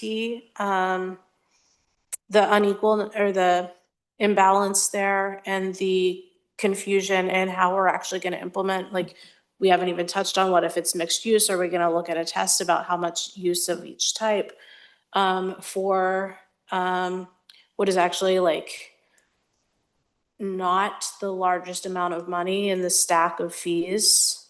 I don't think it's worth it, particularly if we're looking to send a signal and nobody's listening for that signal. It's going to get lost in the noise and in fact create more uncertainty, bottlenecks, and questions where I think we have a fee that is modest, that is impactful, and that is well developed and thought out. I'm going to keep my hands off of it right now if left to my own devices. Thank you. All right, Councilor Gonzalez and then Rosenthal, and we'll wrap this topic. Thanks, Deputy President Simpson. I wanted to wait for everyone to comment, but let Councilor Rosenthal comment after. I just want to first and foremost express like sincere gratitude to staff for being like, that's an interesting idea. Let's see what can happen. And for the last few months that we've been able to work on putting some real bone to the ideas. And I mean, this is really incredible and how it's dovetailed with the housing coordination strategy. And also to my colleagues, because I know you've clearly taken a lot of time to think super critically about all 3 of these. And so that just, thank you. When we originally proposed this to the staff for consideration, it was really trying to look at every single stone that we can turn. Like what is everything in our toolbox that we can use? Some tools might be right for the moment, some tools might not be, but I wanted to make sure that we asked the question.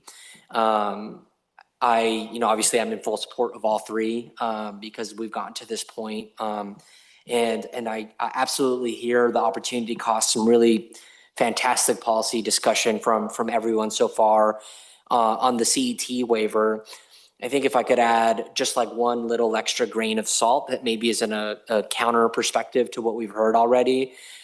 I think when it comes to waiving fees or improving processes, I think we tend to have this thing where we're like, well, someone else should cut. It's the state that should cut, or the cities that should speed up, or the developer that should, take a smaller something.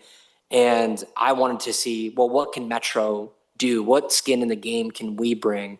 I have received like positive feedback from folks that are developers, that are builders, that are like, this is a positive signal. I've heard anecdotes about in the city of Portland when the policy was announced, that different projects were like, okay, maybe a project that was once previously on the shelf, maybe it can work now. Let's renegotiate. Let's look at our funding stack and things like that. So I think when we think about like what is actually something that Metro could potentially do, I thought it was a pretty tangible thing. Hearing about the opportunity cost, I mean, we're doing it for affordable housing. So it does mean something for projects, even if it is a small thing. So I think we're in a time where even in the city of Portland before the waiver, I mean, they had a historically low level of production. I mean, it was in the like low hundreds, maybe like really, really low production for the 36,000. Councilor Wong probably it's like 200 or something like that. 65. Yeah. 65 apartments. Yeah. So I mean, it was like a I don't want to say embarrassingly low, but it was very low and it's not acceptable for what we want. So I do think these little things matter. I do think that when we're talking about the culture and the public-private partnership, because we're very good at our public programs or public grants, at our housing bond programs regionally. And also, how do we help the private sector come along with us?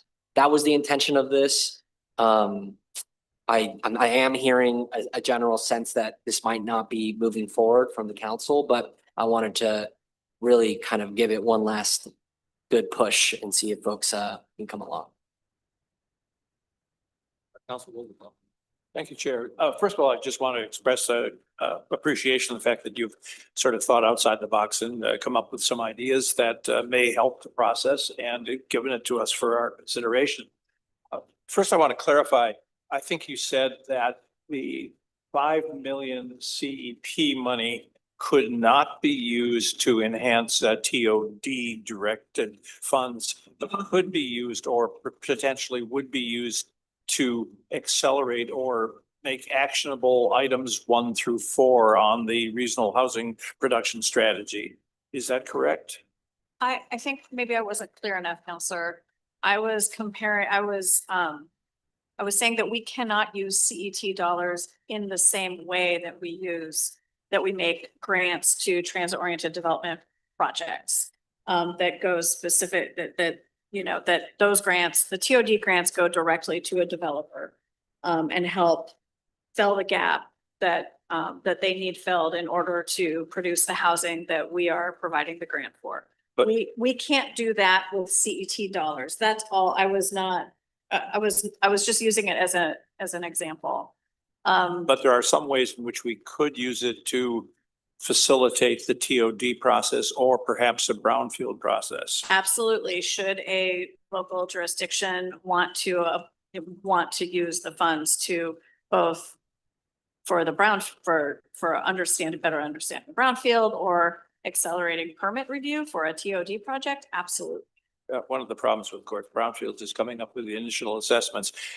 Would this money be usable for doing initial assessments feasibility for brownfield sites? If it would, that's important to know. Yeah, so that is one of the elements. I think a different way to look at this is it's anything related to getting land ready.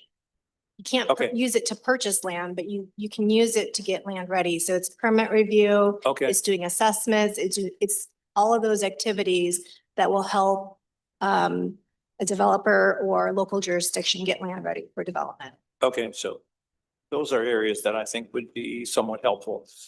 And so I support the 5 million CEP. I would note that if we do accelerate development in some of these areas, of course, it could generate more excise taxes and that could continue to add to the fund. As for item 2, it's really hard to judge, refocus if it could have a positive impact because it sends a message. It sounds like it's not a particularly high cost item. Again, the question is, exactly who understands what we're doing and whether the focus really helps them. I'm not really sure. I don't have a strong opinion on that one. As for the third one, you made a fairly strong case that it's probably not worth the effort. I guess the question I would say, since there's a great deal of development going on in my region, particularly Frog Pond and then Tualatin and King City and River Terrace, and then also in Sherwood, I guess I would ask the people who are developing the lower cost housing from in the market rate, because we've run out of funds for subsidized housing at this point in time. I would ask them whether this excise tax waiver really makes much of an impact in their decision-making process. I suspect it doesn't. And so I suspect the administrative hassles of getting all of our jurisdictions to agree to implement such a waiver when they're doing their own things with their systems development fees, I suspect that it's probably just not worth the effort. So I could be convinced that it would be worth the effort, but at this point in time, I would say it's not a driver of the process. And so I think that it would be a lot of work to go through for very little gain. All right, Councilor Lewis, we'll close it out. have a question. How many dollars are currently in the CET fund? Ish. Do you know, it's like 13 to 15. Oh, well, no, okay. We have reserves and that is 13 to 15 million. The fund is larger because we have a lot of grants out and it's separate because we have a lot of committed dollars that, you know, we provide the funds, we release it upon milestones. And so that is separate money. Given that context and the context that we bring in about 3 to 4 a year. I have an alternate number 3, Counselor, upon hearing your conversations and your objectives. And it would be simple. We're gonna take a 2-year holiday. And that's a loud signal. And we are not gonna collect the CE checks for 2 years. It does not matter if you've got a local waiver. It is a limited duration that does not discriminate between housing and industrial development and commercial development. And it is the loud signal that we're asking for without creating confusion and inequitable distribution of the benefit across the region. So that would be my counter proposal. It will hurt in that we will be definitely digging into reserves, but I think it's potentially worth exploring if we are committed to sending that for discussion. I wish we had enough time. We gotta. Yeah. we I'm gotta just close putting this it out. forward. We gotta close this. I think it's a great, I mean, it's an idea that I know when we were looking at the CT waiver, I mean, there's a whole bunch of like precedent legal things around the history of the fund. So I think what I would love is an opportunity to do a little bit more analysis. And I also hear that, I'm kind of reading between the lines that the council also wants to see like, what is the appetite from the private sector, builders, developers in general with 3 as it is, and then also with Councilor Lewis's recommendation. So I think it would be worth exploring. But yeah, definitely a big idea. Appreciate it. Marisa? I was just gonna say that we're happy to bring back more information. I've got some questions into Brian and Cinnamon about sort of the highs and lows. You know, it looks like over the last 10 years, it's been pretty consistently around 3.2 million. My question into him is, you know, in a construction recession, which I know construction is slowed down, what is that number? What is that bottom? So we'll get more information and we will get back with council and maybe schedule another work session. Great. I gotta close this one out because we have another long topic. Mr. Chair, just quickly. I'm sorry, Councilor Nolan, I gotta close this one out so we can move on. Sorry. Councilor Malou, Hal, thank you so much. Thank you.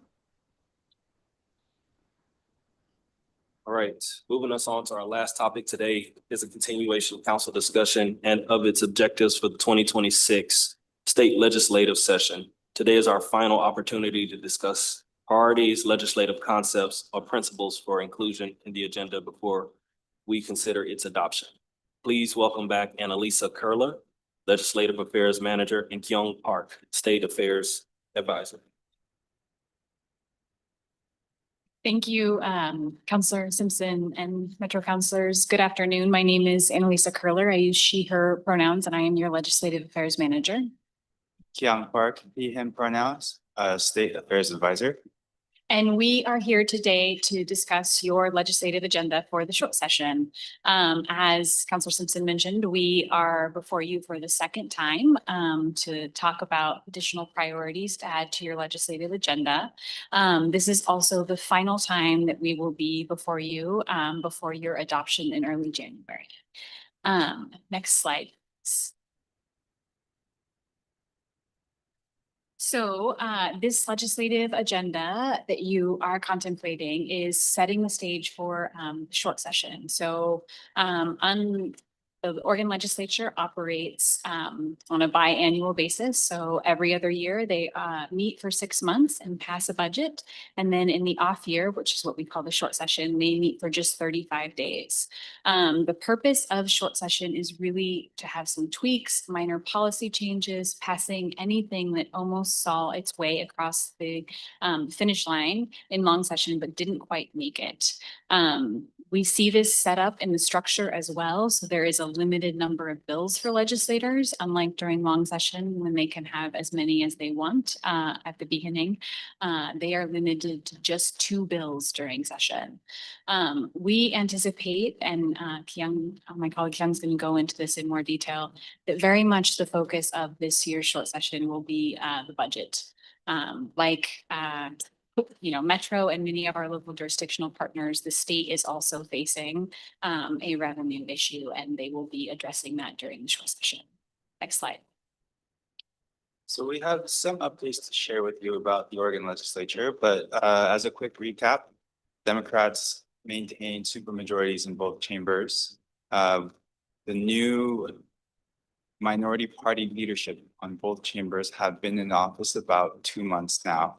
And we still have strong representation within leadership office for the metro region. Senate President, both majority offices, and both co-chairs of Ways and Means being from our region. Since the last time we presented to you, 3 House Democrats have announced that they are not running for re-election in 2026. Representatives John Lively in Springfield, Ken Helm in Beaverton, and Vanessa Hartman have announced that they will not seek re-election. Construction in the Capitol is still underway, but some parts have reopened. The rotunda, some hearing rooms, the cafe are nearing completion. Compared to the really cramped hallways that we've experienced for the past couple sessions, there's a lot more space in the building, and contractors are expecting the completion of the project in spring of 2026. Next slide. So we have some new faces coming in to the short session. The passing of Representative Wah Win and the resignation of Senator Bonham created 2 vacancies. After the passing of Representative Win, Clackamas and Multnomah County Commissioners appointed Lamar Wise to the open seat. Most recently, Representative Wise was the political coordinator for Oregon Ask Me, advancing racial or economic justice for working families across the state. After Senator Bonham's resignation, commissioners from 4 different counties appointed former minority House leader Christine Drazen to the Senate. Shortly after she announced that she would be running for governor in 2026. With Senator Drazen moving chambers, it created a vacancy in the House, which was filled by Matt Bunch. Representative Bunch owns a small insurance business and serves as the president of the Clackamas County Fair Board and associate director for the Clackamas County Soil and Water Conservation District. Next slide. Since we were last before you, there have been some updates regarding the initiative petition 302. So as you will recall, the legislature during a special session in September passed a transportation funding package. Immediately following the governor's signature of the bill, a number of entities pursued an initiative petition to refer that measure to that bill to voters. Under Oregon law, under initiative petition rules, you don't have to refer the whole bill. So some updates for you. They have just referred a portion of the bill, and that is the gas tax, vehicle registration, title fees, and payroll tax increases. It does not refer the rest of the bill that includes things like the road user charge for electric and hybrid vehicles and the ODOT accountability provisions.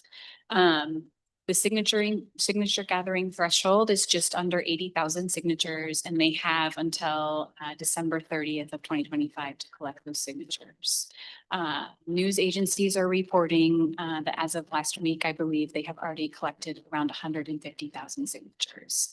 We should have an update for you when we are before you in January about IP 302 and whether or not we will see it on the November ballot. Next slide.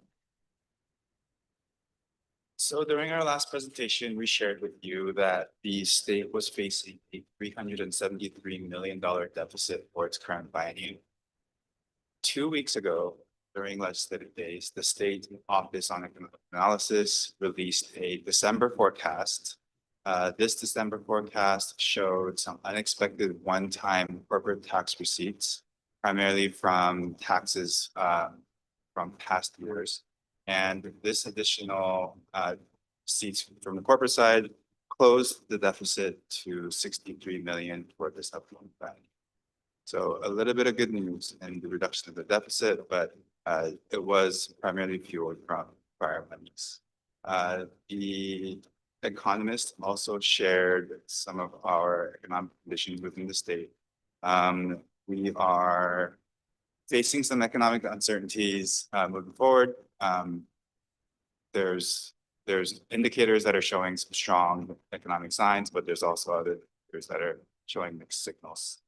Population growth remains stagnant, and because of this, the state might be looking at some other strategies for economic growth.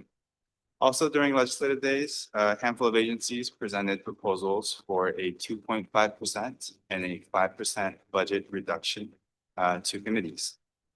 Although we're still sifting through all the information that was presented, a couple of themes that emerged from these presentations on budget reductions was elimination of vacant positions and cutting one-time funded programs.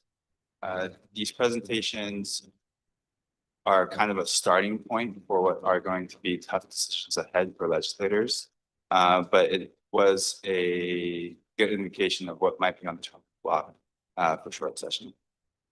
Next slide.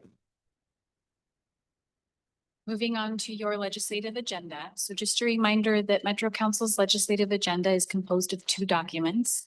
They are your legislative principles and your legislative priorities.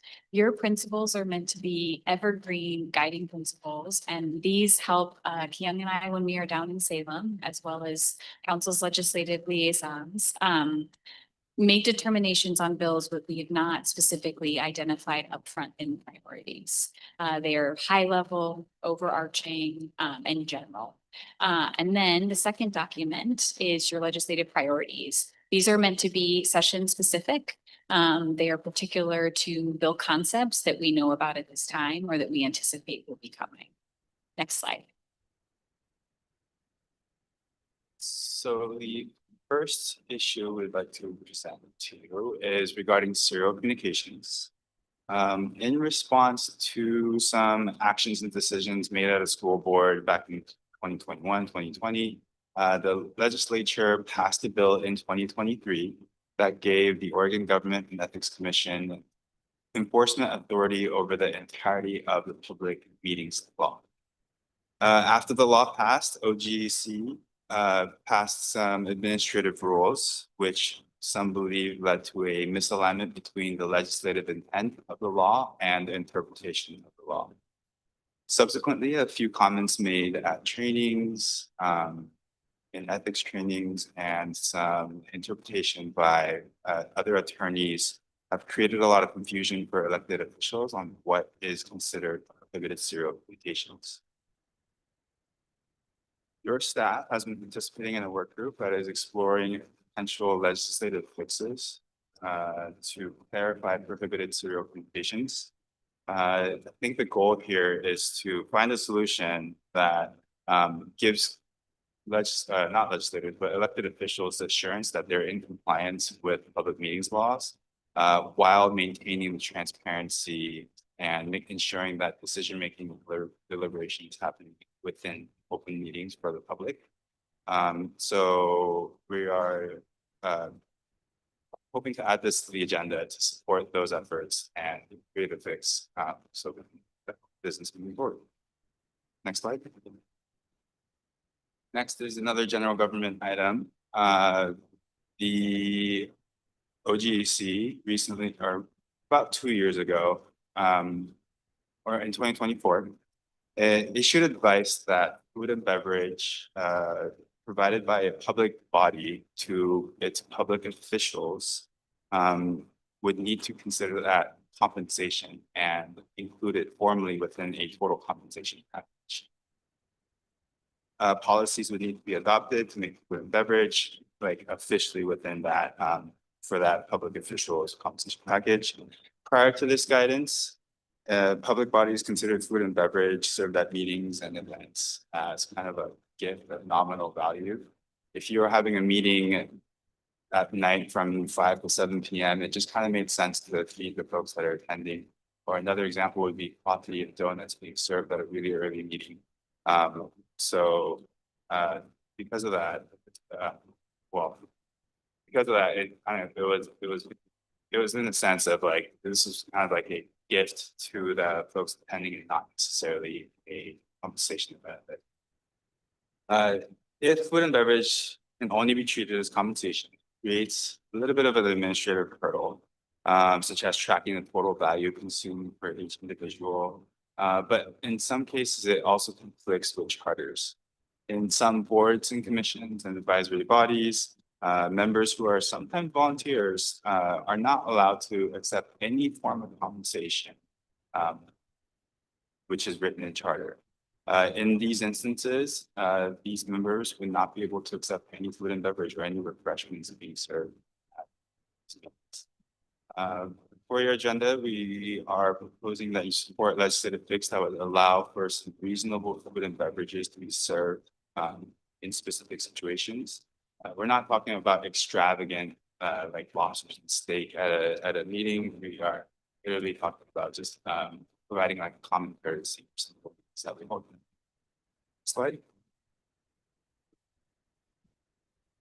Next, we have well, the session is going to be about budget cuts. As I mentioned earlier, agencies presented possible scenarios for reduction targets, but the final decisions will be up to the legislators. This means it's going to be negotiated and definitely political. As these tough decisions are being made, we are hoping to include this agenda item so that we can be responsive and try to protect critical services for our region and the state, all the constituents. We cannot avoid the upcoming budget cuts, but we could strive to try and minimize harm that are done. Next slide. In housing and homelessness, this is kind of in alignment to the previous slide of protecting critical services. Reductions in eviction prevention, state funding, and changes to some of the requirements for federal funding are putting a strain at all levels of our housing and homelessness response systems. For your legislative agenda, we feel it's important to protect the stability of regional and local housing and homelessness response systems. As these systems are intertwined with each other, impacting one creates a ripple effect to another. For example, cutting eviction prevention funding, such as emergency rental assistance puts a household at greater risk of experiencing homelessness. And once that household experiences homelessness, that would put additional demand for shelter systems and so on. So due to this intertwined nature, we are hoping to support legislation that will protect the stability of the system regionally and locally. Our needs are slightly different here versus the rest of the state, and feel that it's important to include this item. Next slide. So knowing how important transportation is to all of you and knowing that there were many pieces that were left on the table that didn't see their way across the finish line at the end of 2025 and in the special session related to transportation, we have included a transportation package priority for inclusion on your legislative agenda. It is a very high level priority because the situation obviously is very fluid. IP 302 introduces a good deal of uncertainty into the conversation. And so it is hard to know at this time what actually might be possible in 2026. But we wanted to include it so that we can, as there are opportunities that present themselves, take advantage and try to advance the priorities that this council has and that JPACT went through a nearly year-long process to develop. And so that is what is called out in this priority for your consideration. Next slide. The final piece for consideration that we wanted to discuss today is speculative ticketing. And this falls into the bucket of items that didn't quite see their way across the finish line last session. So last session, a group of venues across the state came together to advance a variety of solutions to address really the patron experience when purchasing tickets for events. We were able to pass really strong legislation that targeted deceptive websites and bots. But there were some pieces that didn't quite see their way across the finish line, and this is one of them. So speculative ticketing is when someone sells a ticket that they don't actually have in their possession. What they are doing is that they are betting that they can buy it directly from the venue or another entity at a lower price than that they are then able to resell it for. We know that this is an issue at P5. We often see that when we announce an event that is coming, and before those tickets are actually on sale, we will see tickets listed for sale on secondary marketplaces. In addition, we will see tickets for sale, for resale on secondary marketplaces in portions of the venue that we know are closed. Sometimes we cordon off sections, they're not for sale. So we definitely know this is an issue.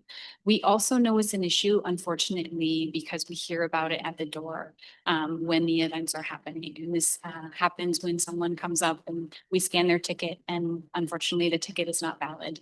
Or they think that they were meant to be sat in one section and they are actually being sat in another. And it is definitely an issue. So what we have been working in partnership with other venues across the state to do is to just simply do a ban on speculative ticketing. So the requirement would be that in order to resell a ticket, you have to have the ticket in your possession. It's very simple. We would be following a couple of other states that do this. So we would not be the first, but we would certainly not be the last either. With that, that concludes the list of priorities that we are recommending for inclusion on your legislative agenda for this short session. You'll recall that last time we were before you, we also talked about battery EPR. So that would be the other additional item that's on your agenda for consideration. And I'll just flag for you, there was a slide up there, just the legislative breakfast is happening on January 22nd at the Oregon Zoo. We recently sent out the invitation to all of the metro area legislators, and we already have 12 legislators that are confirmed to attend, as well as a number maybes and some staff as well. So we imagine that that number will only grow. We hear we give the best breakfast out of all of the metro area folks. Sounds like I'll have to start tracking. Exceptional. With that, that concludes our presentation, and we are here to answer any questions you may have. So with Councilor Nolan and then Councilor Gonzalez. Thanks, Mr. Chair. On the speculative ticking bill, is there what's the sanction and what's the enforcement process? Yeah, it goes through the current unfair trade. I'm going to get the UF. I know the acronym. I will get you the name of it, but essentially private right of action, and the Attorney General would also have authority. Okay. Thanks. Councilor Gonzalez. Thanks. I mean, generally, this feels pretty consistent with what we've done before, which is a good thing, and also feeling also not a good thing. And I feel like in some elements, the word that comes to mind feels a little tone deaf in terms of economy. And it's probably too short notice for us to develop a whole new flank of interest in terms of, like, the words industry and business are not ones that we usually use here, but we're looking at long-term structural deficits in our future budgets locally and at the state level. And I think folks are really asking government bodies to think about how do you help grow the pie and help those jobs really come here and thrive here, because right now they are they are leaving, right? Or for the most part, there's been some really high profile headlines around that. So I do think that, as a council, I know there's been some really good work done by some counselors on thinking about what that could look like, but if not for 2026, definitely for 2027, I think this council needs to have a much stronger flank and understanding around what is it specifically that we want to see to help recruit, attract high quality jobs here. And this just feels like it's really missing, feels like a gaping hole. And also like, and not just in the principles, but in the high level, like under economy, we have our tourism. That's really it. So I think that is a huge gap. And so a question is, I'm not sure if you feel like that's something that we could do in time for the short session or if we would. So that is a question. I want to hear that.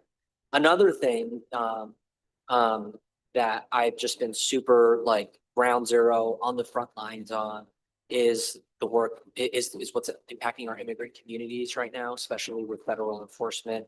I mean, it's like literally every single day, cannot escape it. And in terms of one, my district and what we're experiencing out in Washington County, and I know other parts of the state, and also just where I grew up in.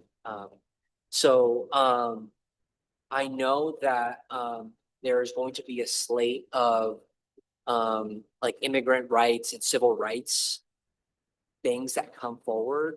And I think that when I look at our high level values around racial equity and things like that, there is like alignment, but I'm not sure. I'm kind of looking at the council here for a potential thumbs up or potential desire to. I think if Metro can throw its institutional weight behind saying, not just for immigrant rights, but also to like codify LGBTQ rights and protect vulnerable people, I think that's really important, and that we should really think about that, especially if they're net. What is it, like revenue neutral? No, a large majority of them will be revenue neutral. I don't have the list of them because and I'm sure you know about this, but I just think that if there's things happening and our local governments can say, we're hearing our communities want us to stand up for their safety, and that I think our language already shows that Metro believes that people belong here, that we should not be afraid of throwing our institutional weight behind some of these bills that protect civil rights and safety for folks. And I know it's a little not traditional for us, but I think given the moment that we're in, I just think like I'm kind of like begging you guys to like, please let's do that. But I know I'm just one upset. So questions on both. What do you think about feasibility, any history around Metro? And then if my council peers would like to chime. Absolutely. So, I mean, I really appreciate your point about feeling like there is a gaping hole on our agenda vis-a-vis economic development. I think that it is a very active conversation that is happening right now in our region and in our state. A lot of the conversations that we have been privy to have been more focused. I would say like two things. One, in the immediate in 2026, focusing on HR1 and what that bill has done in ways to that benefit business and ways to ensure that Oregon also takes advantage of those things to benefit business. Like that has been a huge topic of conversation for 2026. Right. Yeah. Yeah. And HR1 is the big ugly betrayal. That one.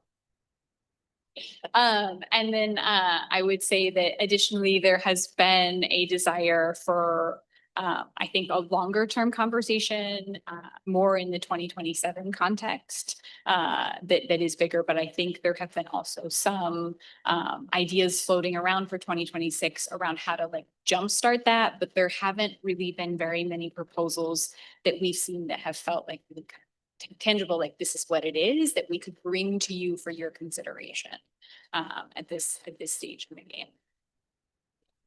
There have been a few, but not a ton. And again, a lot of the focus has been, what we've heard from the business community has been, I think, very focused on, HR1 and not decoupling, frankly. That's helpful. Yeah. So I think I guess the question for staff, I'm not actually sure how to frame it, but how we want to get I think what our legislative strategy is going to be around that. for next calendar year, seeing that we have a long session in 27. So it's kind of like a request. Yeah. But also I know that I can't ask that for myself, and we need to figure out how we do that. I think that there's an interest for sure. So if I could restate the Yes. the request is for over the next calendar year in preparation for the long session in 27. For staff to develop a component of a legislative agenda that includes economic development at the state and federal level or at the state level. I mean, maybe probably state level or like, I know we're evaluating some local schools that we have, but I just think that it's gonna be a big topic of conversation. So whatever we can set up and we're just talking about and evaluate what does Metro post-COVID look like versus the past 30, all those things, like I think is really trying to understand the attitude of our agency and how we see ourselves. So I saw head nods across the tables here from council. So I'm seeing support for staff developing a plan to develop a I love a plan. A plan for a plan. A plan to develop a plan, but with the goal, the goal of being ready for the 27 long session. Thank you. Absolutely. And if I could, while I've got the mic, address the sort of the second piece that you talked about. Council had asked a couple weeks ago in response to your request for consideration of a 500,000 for families impacted by immigration enforcement. Council had asked for sort of a broader framework through which to view these requests. And I have a draft. I wasn't quite prepared to talk about it today, but just want to flag that it exists. I'd like to talk to you about it in my council communications on Thursday, and just share sort of a high level framework and criteria. And it gets to, spoiler alert, kind of what you're talking about, these actions that are being collectively taken to protect people in our region, and how we can direct our energy and resources to actions that address the root causes, the systemic drivers, the patterns of behavior that are harming people in our community. So that's just a little preview, and that could dovetail into further items on the legislative agenda. It could be more local things, but it would basically allow you all to have some criteria to judge the requests that we're getting, requests for support. Thanks, Marisa. I think that's that's awesome. Councilor Rosenthal and then Lewis. Thank you, Chair. First of all, I want to say in general, I support the ideas that Councilor Gonzalez brought up regarding economic development and the protection of the people who are being, shall we say, challenged by illegal activities and in some cases violence. Regarding economic activities, interesting last night that the city of Wilsonville is looking at ways of enhancing its economic clout in terms of economic development by using TIF to finance the agglomeration of properties so they can be a little bit more proactive in development of industrial potentialities in their area. And it's something that could be spread regionally throughout the area. So I support that. I have another comment regarding the serial, and then I have a question regarding one other big issue. Regarding the serial meetings laws, I hope the legislature realizes that there's a difference between internal processes and policy processes and carve out some differences. The way serial meetings have been used most damagingly in the state, it seems to be in terms of internal disciplinary or getting rid of members from council or ganging up against people because of they share conflicting views. And I think that's a different animal from policy issues. So I hope the legislature deals with that. And I also hope, and I have very little confidence, that they can find a bright line between facts and data and persuasion. I think those things blend into it from any kind of councilor or city council perspective. So I don't think they're going to have good luck. I think timing is probably the most easily definable metric, but we'll see what they come up with. My question has to do with, and I'm assuming, and maybe you know differently, that there is going to be a decoupling bill for the BBB, and that the BBB has the potential to cost about $500 million a year over the next period of time. Are we going to take a position on that if it comes up, depending on what it says, or are we going to remain mute on this? That's so, Councilor, for the first comment about serial communications, I think the direction of the work group for this short session is to find kind of like a patch solution, something along the lines of redefining deliberation to give a little bit more clarity for elected officials. I do think there will be additional work done in the 2027 session when there's a bit more time to discuss a bit more robust changes to the public meetings law. There seems to be a misalignment between kind of like the operations and how things are done at the local government level versus how things are being enforced by the commission. So please stay tuned for that, and I'm glad to share some of your ideas about timeline and such to the work group that's working on this issue.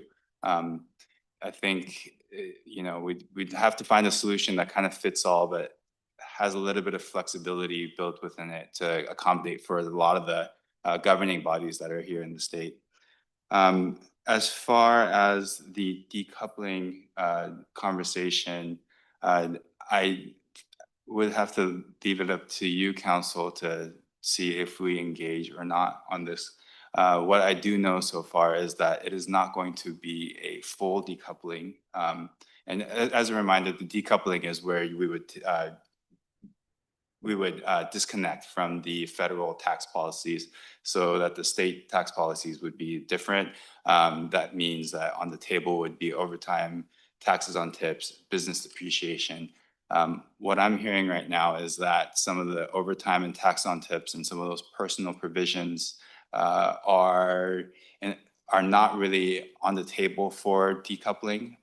It's kind of a benefit that's gone to an individual, to a household, and to take that away might be very difficult. There's some conversations about decoupling some of the aspects from the business side, but I think that's also sometimes it could be politically challenging, especially when there's a lot of rhetoric out there about Oregon not being business friendly. So it might be a bit difficult to see where it lands. The last thing I will kind of say about it is that some of those provisions do sunset. There's a growing camp that thinks that maybe we just take the hit on it for the next 2 years on our tax collections. And when these provisions sunset, the impact to the state revenue will lessen. If I remember correctly off the top of my head, it was like $888 million for this next biennium, and then it goes down to somewhere in the 400s for the next, and then after that, it's down to double digits. So really hard to read the tea leaves on it, and would defer to you all about how we weigh in.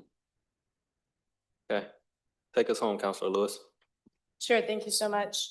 Very appreciative of your work. I think it's the right agenda. I want to remind the world that's listening and those that aren't listening, but in the record for posterity, that the state legislature is exempt from a lot of the daylight laws that they expect local elected officials to participate in.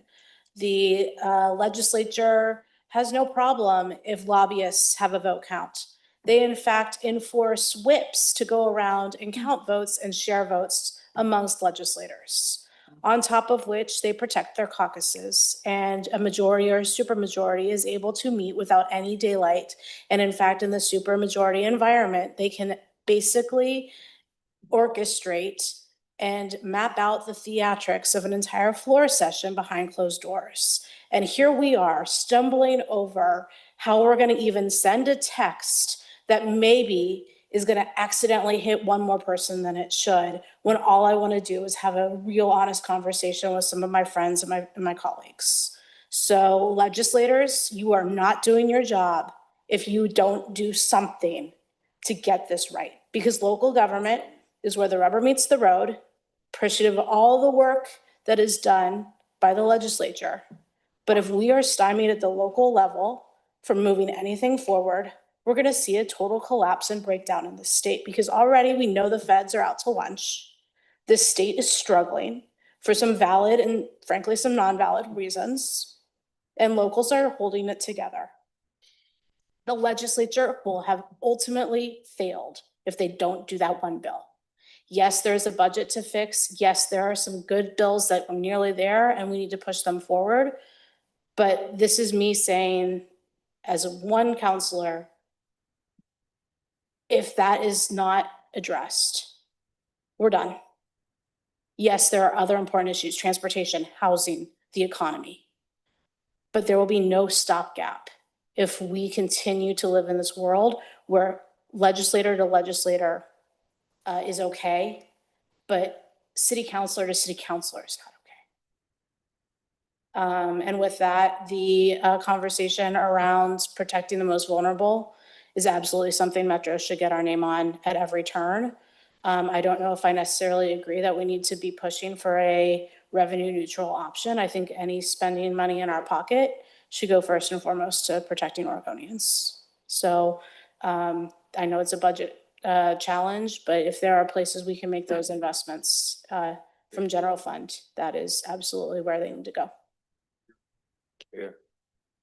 Well said, Councilor Lewis. Listen, I second that. I will say to Councilor Gonzalez's point around the protection of our community, we got to stand on business, 10 toes down, and we got to show up for our communities. And so, super supportive of that. I wish our state could say the words economic development. I wish they could. But I'm in total agreement. Everybody's getting their ducks in a row, even out in Gresham, right? Gresham is doing a lot more around economic development than the state. And I hope that the state would catch up and can be additive to the work that we're doing, because again, we're doing the real work every day for our constituents and our communities. That said, I think, y'all got your priorities laid out. Councilor Gonzalez, I'm gonna let you have it, and then we're gonna close this out. Thanks, everybody. I just wanted to tongue-in-cheek a motion. I know we don't make motions at work session at the legislator breakfast for Councilor Lewis to lead the conversation. Set me up. Or the slide around serial communication, I think would be just excellent. Here, here. The coffee will be extra hot that day. And we'll put a little sheet next to Maybe them a so they can mark what they capsule ate minutes. exactly, and we can charge them. All right. With that said, thank you. Thank you. Annalisa, thank you, Kyung, for your presentation today. And with that, I will move us into Chief Operating Officer Communication. Sorry. No worries. Thank you, Deputy Council President. Just a personal point of privilege that my son Oliver turned 16 on Sunday. And we're so proud of him. Related to Metro, however, we went up to Seattle to see a Seahawks game. And I had a chance to walk around the redevelopment of their waterfront. If you haven't done that, it's exceptional. I went to UW. I lived in Seattle for many years, and the Alaskan Way Viaduct really blocked the public from the water. It's incredible. The other thing that I was inspired by that I hope we can bring this energy to the Portland region is the number of games and sporting events that were going on in Seattle this weekend was out of control in a really beautiful, amazing way. They had a Husky game, Washington versus Oregon. They had the Seahawks game. They had a marathon, and their downtown was full and vibrant. And it just kind of fueled the flame for me of what the possibilities are here in our region. And boy, we are missing out by not bringing people here, by not having more teams, not just professional, but amateur, adult tournament style things. So I know we have a plan, we have a path forward, but the more we can accelerate that, I think, in combination with smart design and all the development and planning that we support, it makes such a difference in having a vibrant energy in a city. So, thank you. Of course, sports for everyone. That's what Oregon Yeah. should be about, right? Counselors, Councilor Communications, any updates? Who we got? Councilor Lewis. Yeah, I want to be really quick, but yesterday morning, the Oversight Committee for Supportive Housing Services met. The conversation is intense right now. They meet again next week to finalize the annual report. The group is also keenly aware that they are going to be shifting, changing, sunsetting in late winter, early spring. And so they are processing what that kind of moment is going to feel like with this report being their last. The discussion that we're going to have on Thursday around reshaping oversight, the group did respond to the ordinance draft that was posted. There were some feelings around the elected official count. And in fact, multiple members challenged multiple elected officials who are out there advocating the loudest to have a clear majority or loud voice. Are elected officials that have been welcome to attend any of these meetings and in fact have not attended. Councilor Harrington got called out for near perfect attendance. I got some accolades, though I was told I was sometimes too quiet, although I do believe that my orientation, they told me to keep my camera off to prioritize the voting members and the voices of regular people who are making these oversight decisions. So I think there's some tension that the group brought to light, and we're going to probably continue to hear about it. And I just really wanted to make folks aware that yesterday's meeting was challenging. In addition to the loudness of the voices of elected officials on the potential future revisions, there were also some pretty disparate views on how many teeth both oversight and Metro Council should have around how these dollars flow. And there were some kind of challenging points in that conversation, but want to lift up committee members who met the challenge and acted with integrity to make sure that the meeting could stay professional and stay focused on the real truth of the matter, which is we need these dollars to flow. This is not a power grab about who gets to make decision. It's about coming together. So happy to discuss offline some of the more intense dynamics of the meeting. Thank you for that update, Councilor Lewis. All right, seeing no further discussion, the council work session is adjourned. Our next regular meeting is scheduled for December 4th at 10:30 a.m. Thank you. Right on time, 1 p.m.